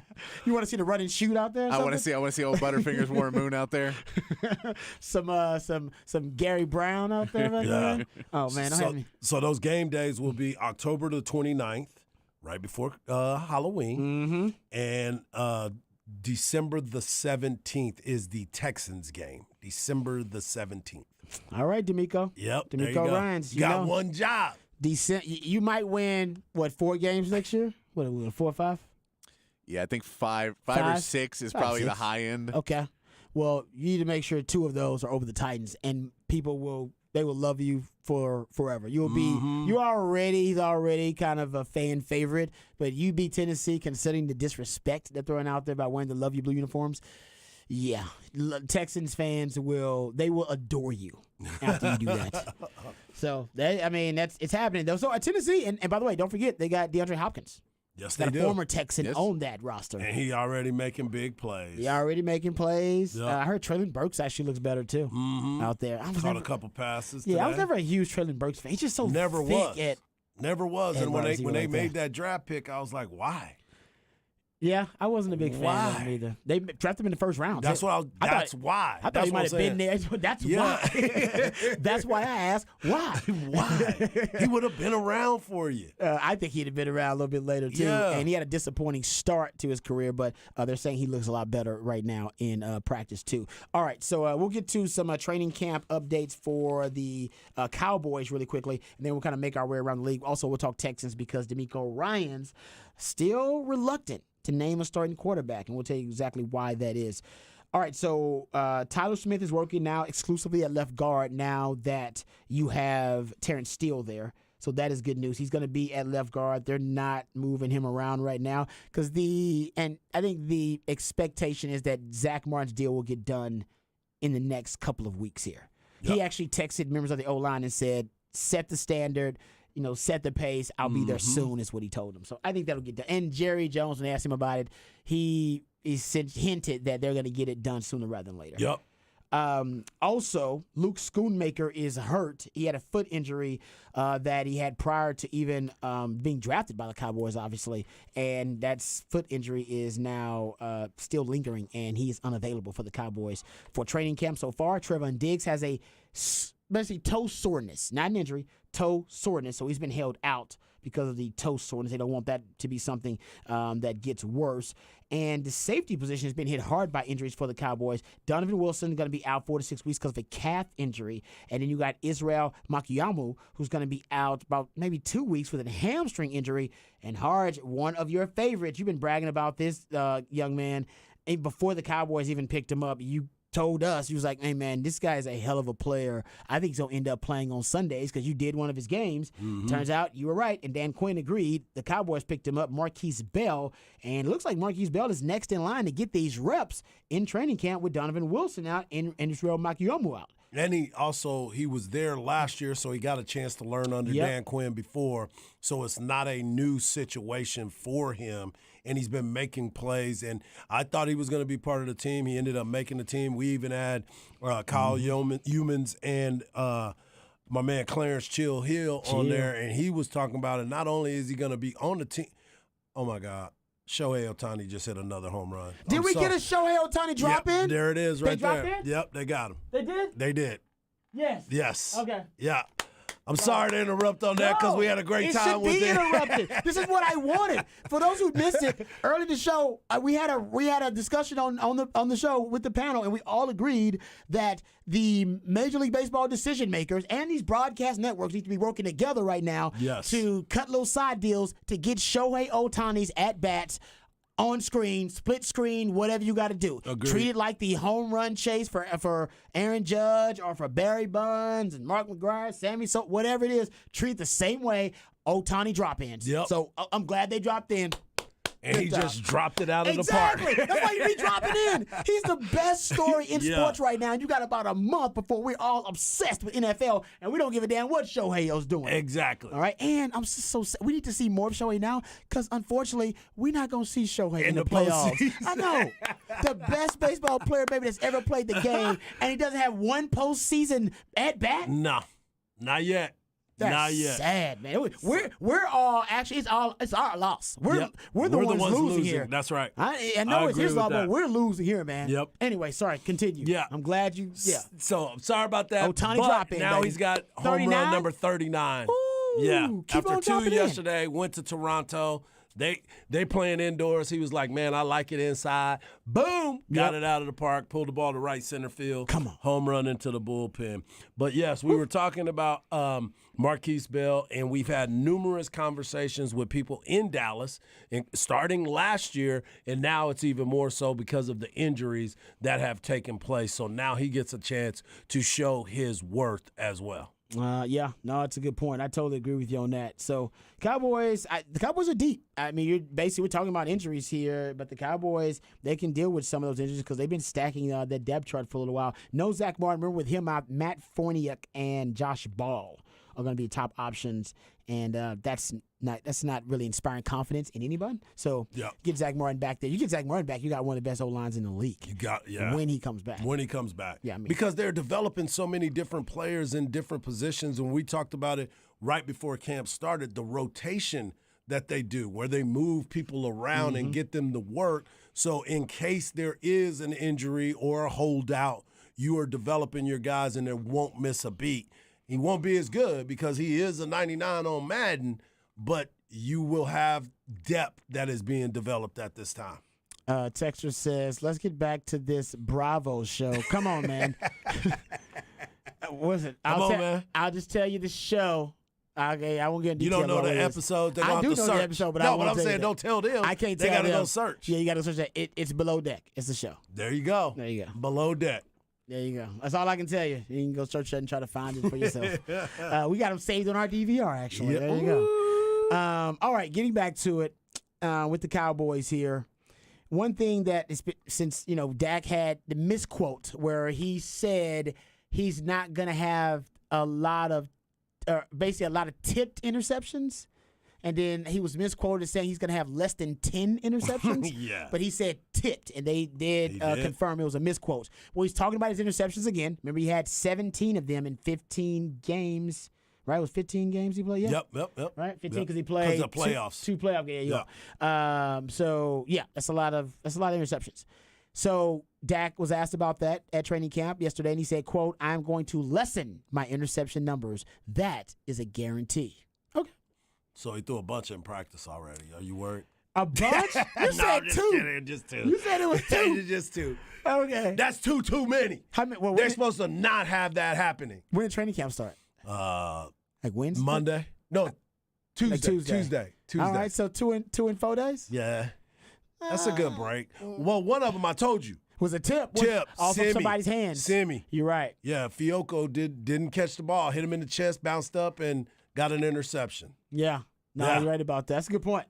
I didn't think about that, but you're right about the tipped interceptions. And they bring that up in this quote too. That's He right. talks about the tipped interceptions, and he also says that, we're trying to gain chemistry here, and we're trying to be aggressive. That's who our coach is, and that's who I am. That's the confidence I've gained in myself, and I've worked so hard to be able to have this confidence and make the throws that I'm making. That's just two, right? If it continues, then yeah, come back to me, and it might change my mood a little bit. When he was asked about the interceptions in practice, he Right. has been intercepted twice, and one was a tip ball. So he's got two.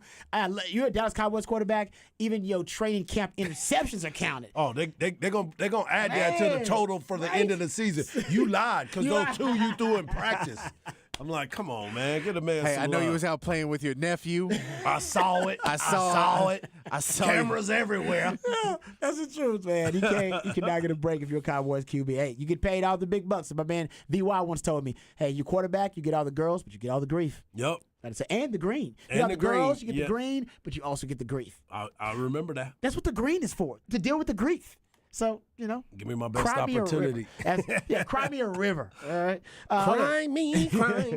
Bijan Robinson apparently is already showing out in training camp. There's a video circulating of Bijan Robinson putting the moves in. It's like a one-on-one passing drill, putting in moves on a linebacker, it looks like, and he just leaves this linebacker in the dust. He set him up.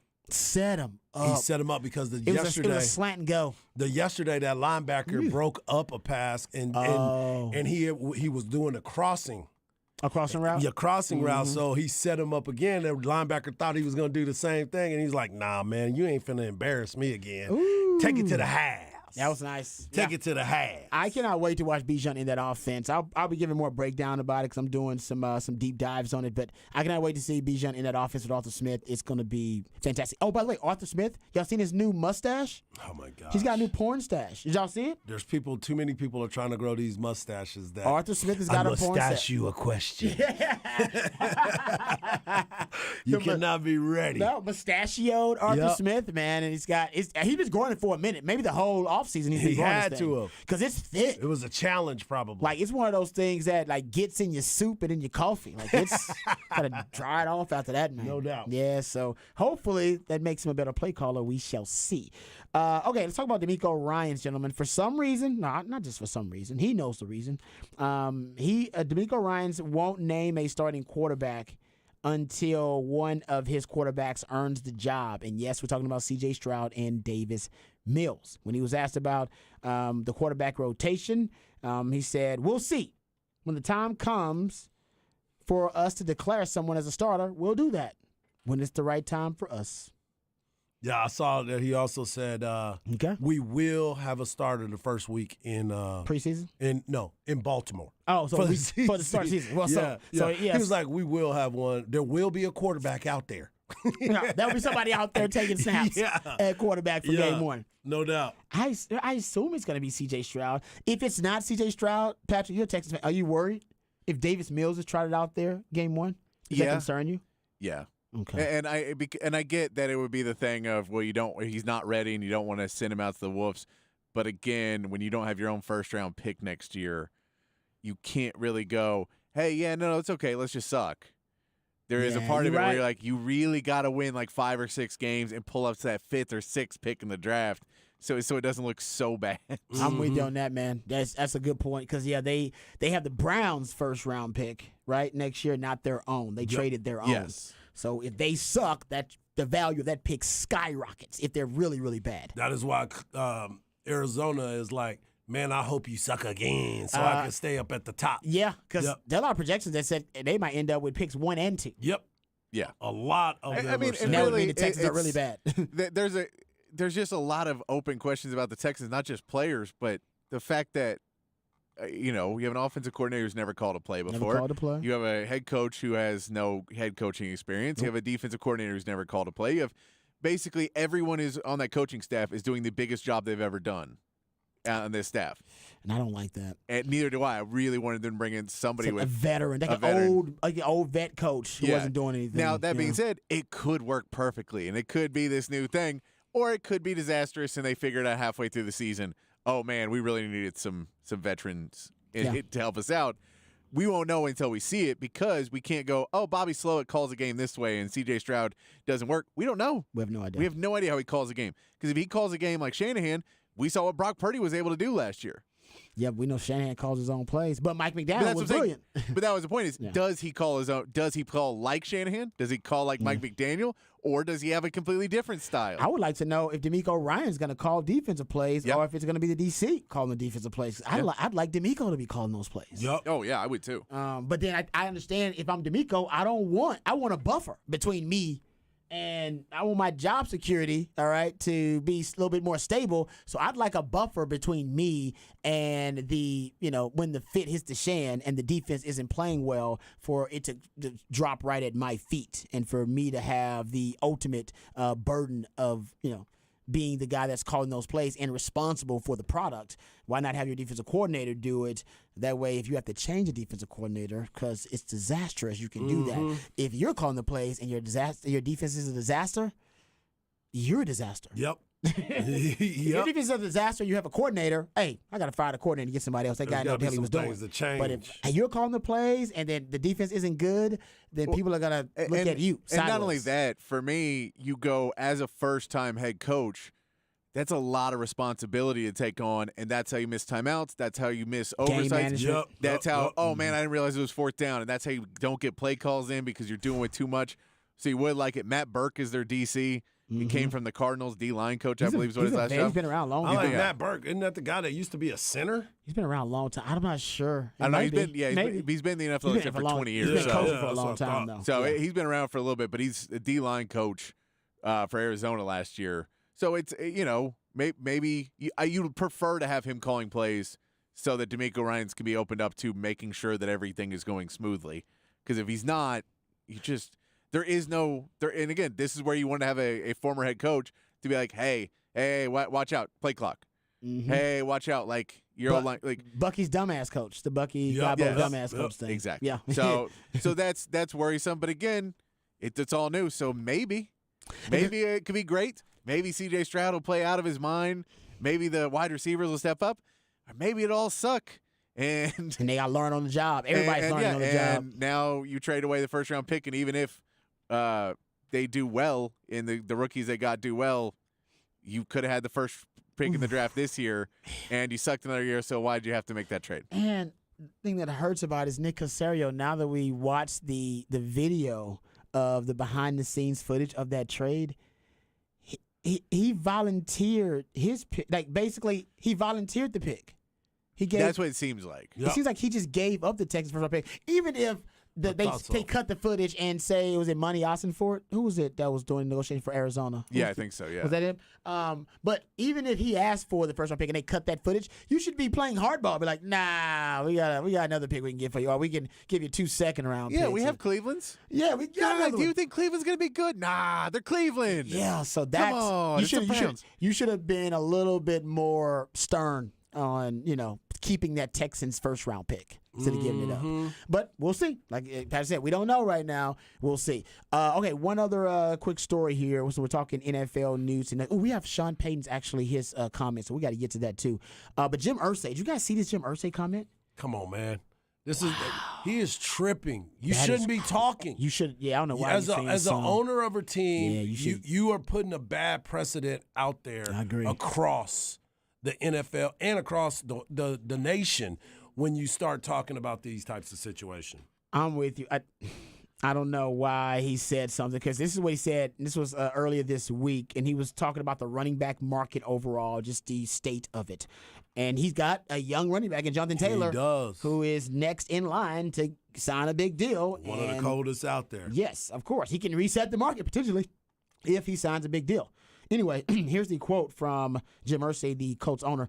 He said, quote, NFL running back situation, we have a negotiated CBA that took years of effort and hard work and compromise in good faith by both sides. To say now that a specific player category wants another negotiation after the fact is inappropriate. Some agents are selling bad faith.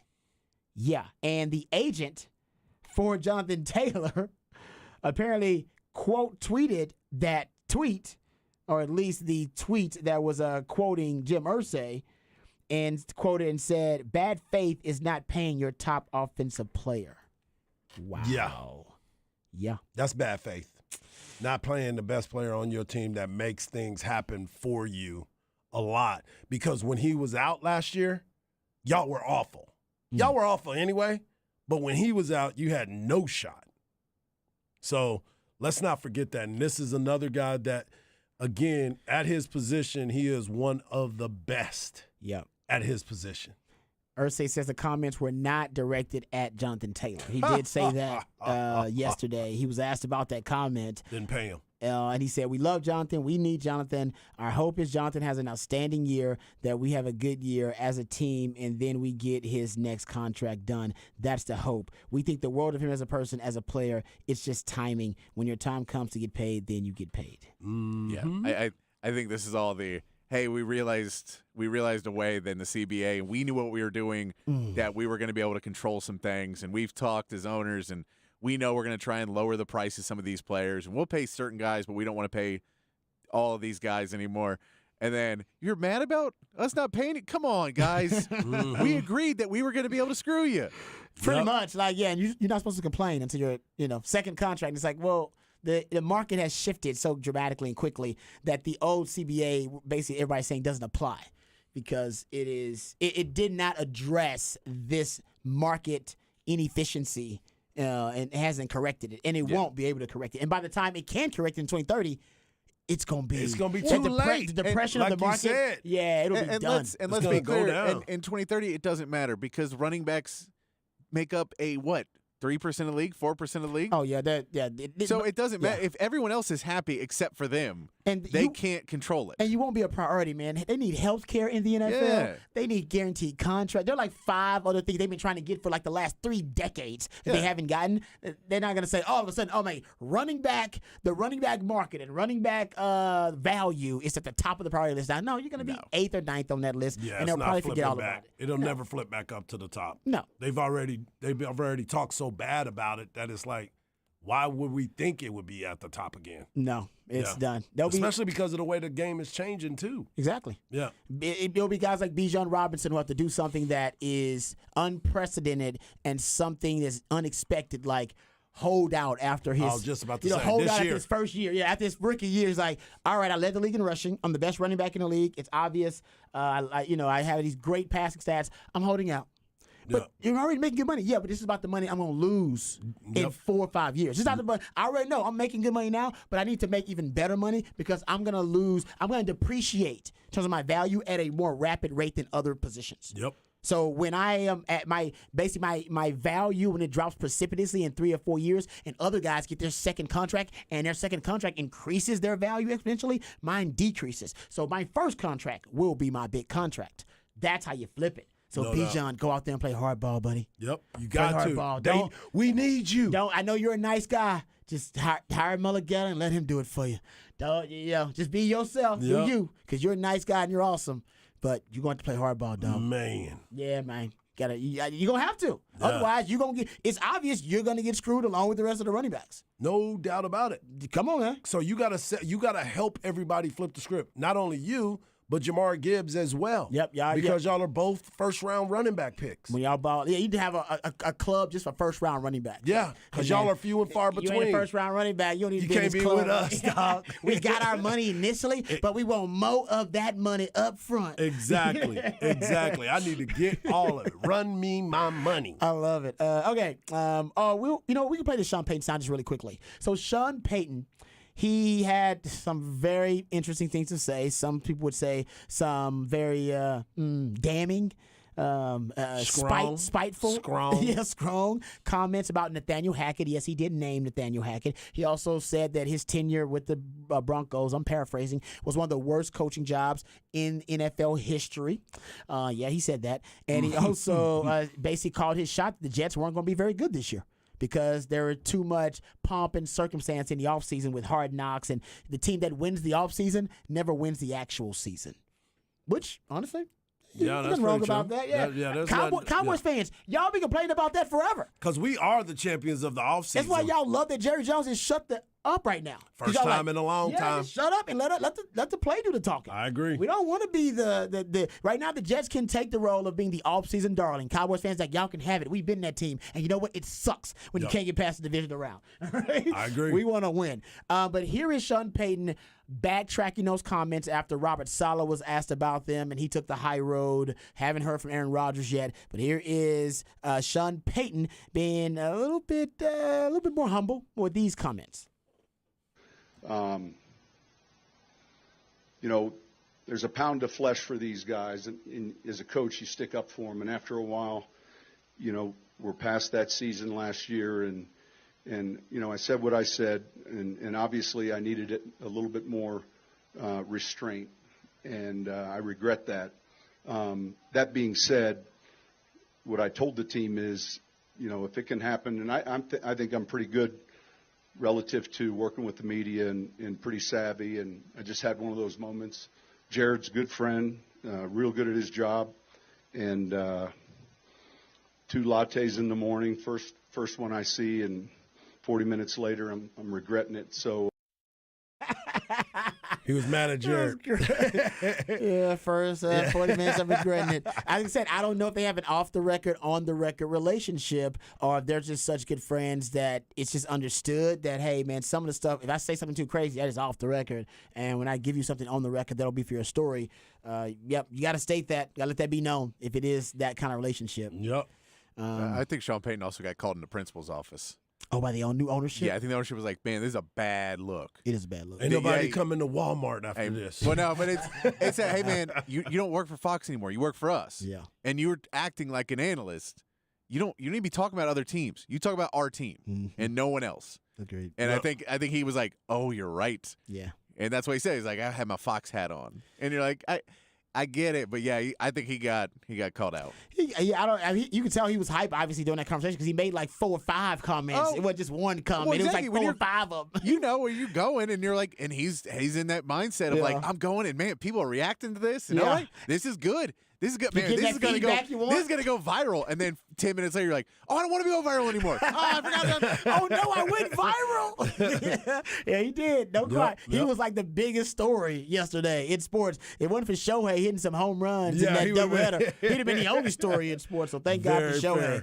fair. But yeah, there you go, Sean Payton. And I agree with Patrick. I think maybe the ownership had to talk with him. And listen, it's basically the great Dave Chappelle skit when keeping it real goes wrong. Everything he said, I think we have all said at one point about Nathaniel Hackett's tenure there with the Denver Broncos.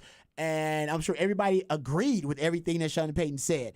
But like my mom told me when I was a kid, she actually had slapped the out of me at one point, like the Ric Flair slap across the chest, because I said something very inappropriate to a woman as I was a small child, and said something inappropriate, and she just, oh man, I still remember it because I still remember the pain in my chest, and she whispers to me, she in front of everybody, she says, you can think it, you won't have to say it.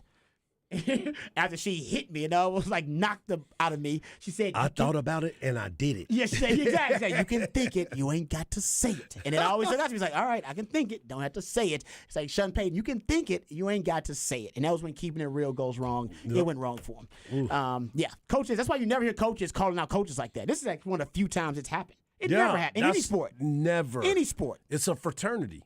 Exactly. You got to No. look out for each other Yeah. because you never know where you're going to be. You might be. Yeah, you going to interview to be Yeah. my OC? Yeah, it's You like, gonna- hey you man, gonna- I'm gonna take care of you because I might see you on my way up or Yep. your way down. I never Exactly. know. My way down, your way up, we never know. But if I see you again, what's up? I took care of you, you took Yep. care of me. Yeah. Yep. No, we say that when coaches go into broadcasting, and it's usually that first year or two where they're not sure they're going to stick at broadcasting. Yep. Where they're a little bit safer with their words, and they're like, guys, it's hard to coach. It's just hard out there to coach. Mac was like that. And you do Yeah. that, and then like year 3 or 4, and they're like, yeah, I ain't going back to coaching. Man, that guy is a bum. They gonna fire him tomorrow. That's Rex Ryan. He's like that now. He's like, I just say whatever I'm I want going back to coaching. Yep. I totally agree with that. No doubt. That's a great point. All right, we come back. We'll talk about Shohei. And apparently my question was answered. The Major League Baseball decision makers may be making the right decision when it comes to their best player and their biggest headline. All that more right here on Ball Don't Lie 104.9 The Horn.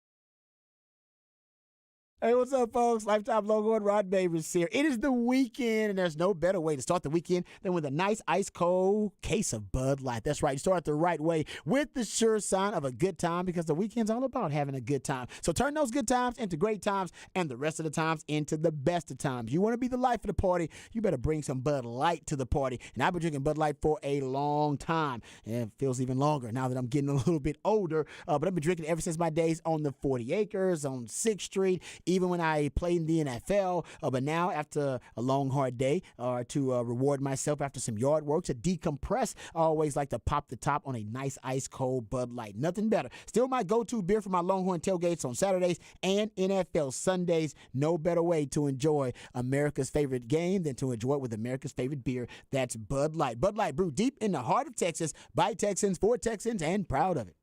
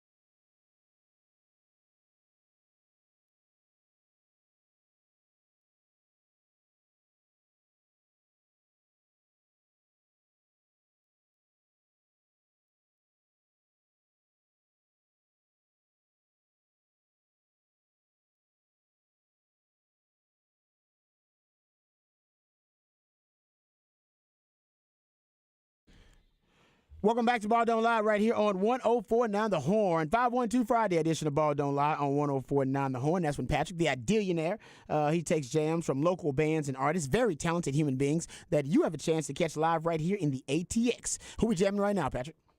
This is Me and Adam. They're playing Saturday at Antone's. Me and Adam. It's Me Indy Adam. Me in the Adam. Yeah, so I believe it's pronounced Me and Adam. Oh. Like, so it's like that, but it may be Me, Indiana, and Adam. okay. I don't know. I Oh, do not know nice. these guys Could have personally. double meanings kind of stuff? Yeah. Okay, I got But that. yeah, they're doing their CD release Saturday at Antone's. There you go. All right, shout out to my man Patrick, always working hard for us. We appreciate that on a 512 Friday, the last 512 Friday.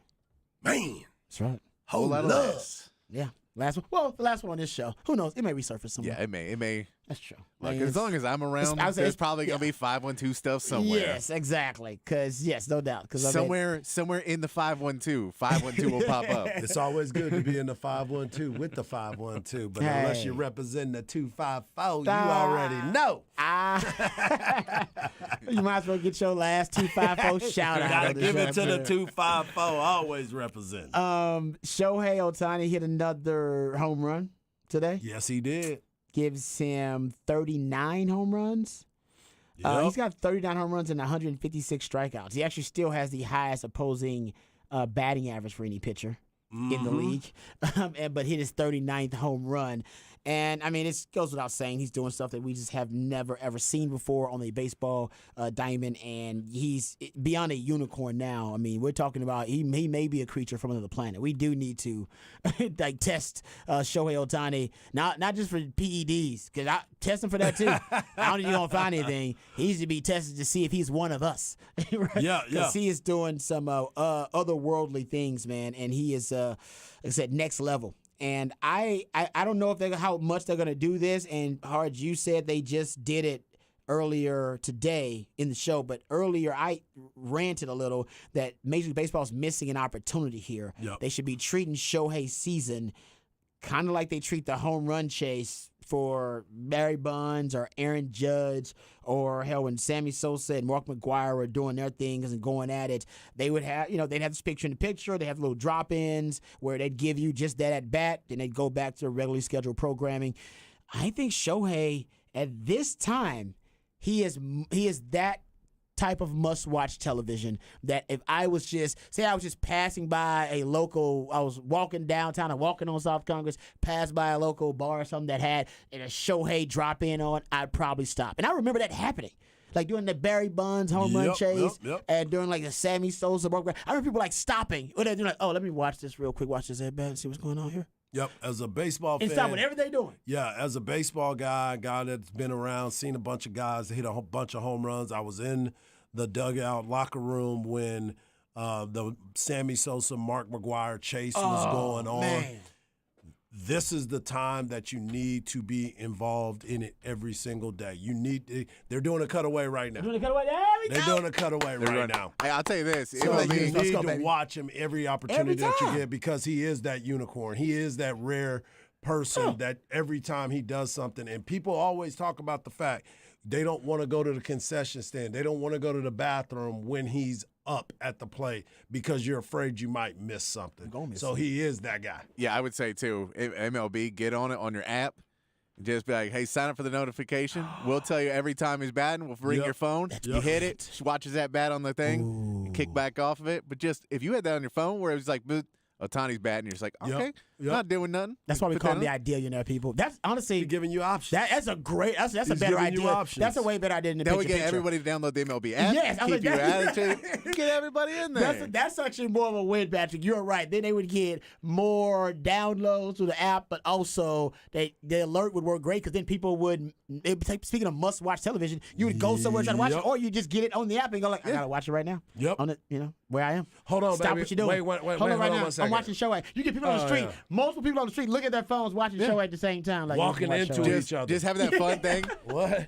Have you ever been watching where everybody's streaming but you're on different times? And some Yeah, people I start saw to cheer. yells, yeah. And you see people like, oh, oh. And it was like, what's happening? What's happening? I'm behind.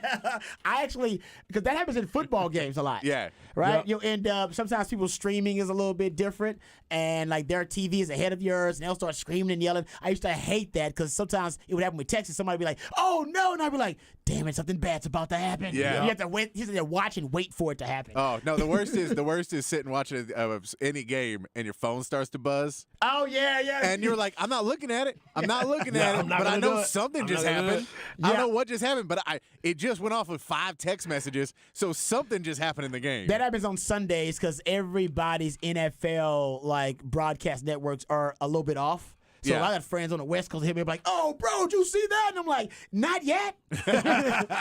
Oh no, I saw it. All right, we'll come back. We'll wrap it up, put it in the oven, let you know what's on tap right here on Ball Don't Lie, 104.9 The Horn.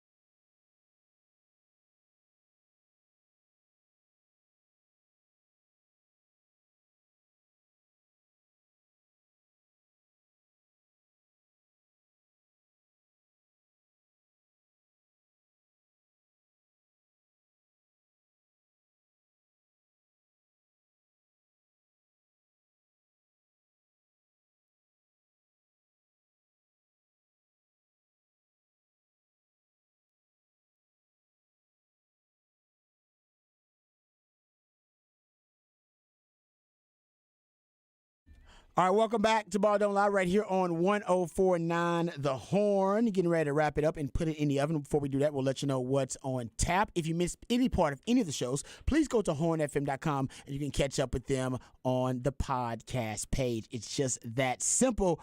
And I guess before we get into what's on tap, Harch, got a message for the people out there, man? This is your last show? Yeah, I just want to salute everybody except for the guy that just texted.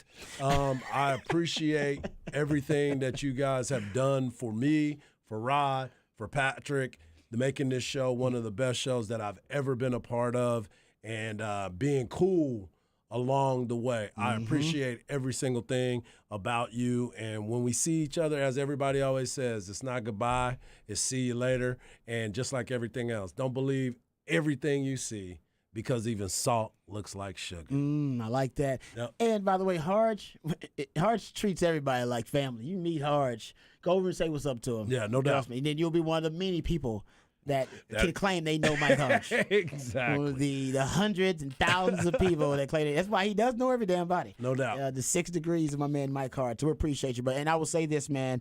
You are going to go into great things no matter what it is, because you value relationships and people. Yep. And relationships matter to you. People matter to you.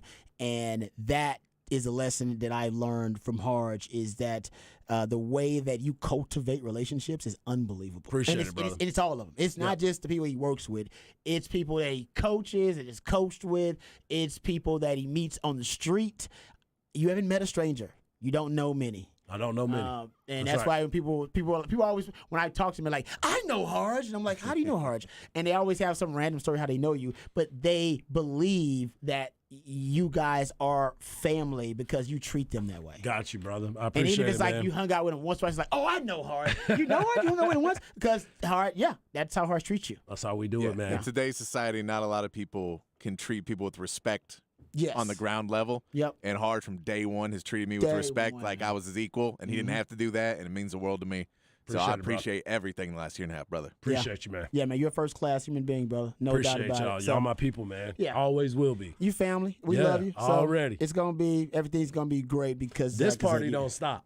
No. You know what I'm sir. saying? But in addition to all that, you have talent. So Appreciate it, the man. talent also, I think, will it will rise to the top. Appreciate No, it, bro. no one talks baseball better than Hard. Appreciate I've you. learned a ton. Honestly, I think I've learned more about baseball with anybody than with Harge. And you and Keith Morton are probably guys that taught me the most about baseball working with. So Yeah, no doubt. Appreciate y'all, man. so what you got coming up? What you got? What's on tap for you this I got weekend? a homeboy that's in town. He came in from H-Town. He was like, man, we're going to tear it up. And I was like, okay, let's do it. Let's do it. He's coming in. So we're going to hang out this weekend. My son's got a bunch of soccer camps. He's been doing really, really good. So I'm proud of him. Excuse me. I'm proud of him, and I'm going to kick it with some family and friends this weekend, man. That's what's about. Family and friends. Always, man. You're both to me, brother. That's right. Patrick, what you got on tap, bro? I got some friends in town, so we're going to be hanging out and having a good old time, just living that rock and roll lifestyle for the weekend. Oh, rock and roll Ooh, lifestyle. the rock and roll lifestyle. You used to be on them streets a lot, Patrick, so I already know. He I'm was on the streets. Yeah, I'm in my bed a lot more than I used to be. Patrick and I actually will be coming back to close out Ball Don't Lie next week, Monday and Tuesday. So we'll be coming back to close out things officially. My man Harge will not be joining us. He will be moving on to bigger and better things. I appreciate it, man. I'm trying to watch Oppenheimer this weekend. It's been Seems sold like out. it's sold out everywhere, Oh man, it's sold out. And then my wife is upset. She doesn't want me to watch. She doesn't want me to watch it without her.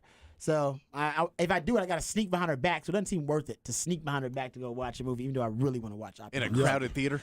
Yeah, exactly. It's like it's not worth it. I might just wait for her to get back in town Yeah, and then she can go with me. She definitely wants you to wait for her to get back, bro. Yeah. So that's probably gonna happen. But other than that, I'm probably just gonna start researching. Man, it's football season. It is that time. Texas reports next week, so I'm gonna start doing my deep dive rabbit hole research. I'm watching film this weekend, getting ready for the season. Yep, I'm ready. All right. It's And been by a the pleasure. way, they're asking who you got in Spencer and Crawford. I'm going Crawford this weekend. That's who I'm riding with. There you go. Yep. Giving you the lowdown there. There. It's been a pleasure, brother, and an honor working with you. Harge. Appreciate you fellas, man. I'm looking forward to working with you again one day. No doubt. I know it's gonna happen. It's going to happen. Thanks for everything you do, Patrick. Thanks for all you guys out there for listening, because that means the most to us. Remember, the revolution will not be televised. We're talking about it right here on Ball Don't Lie. We love you guys. We mean that. Take care of yourselves, but more importantly, take care of each other. God bless. Peace.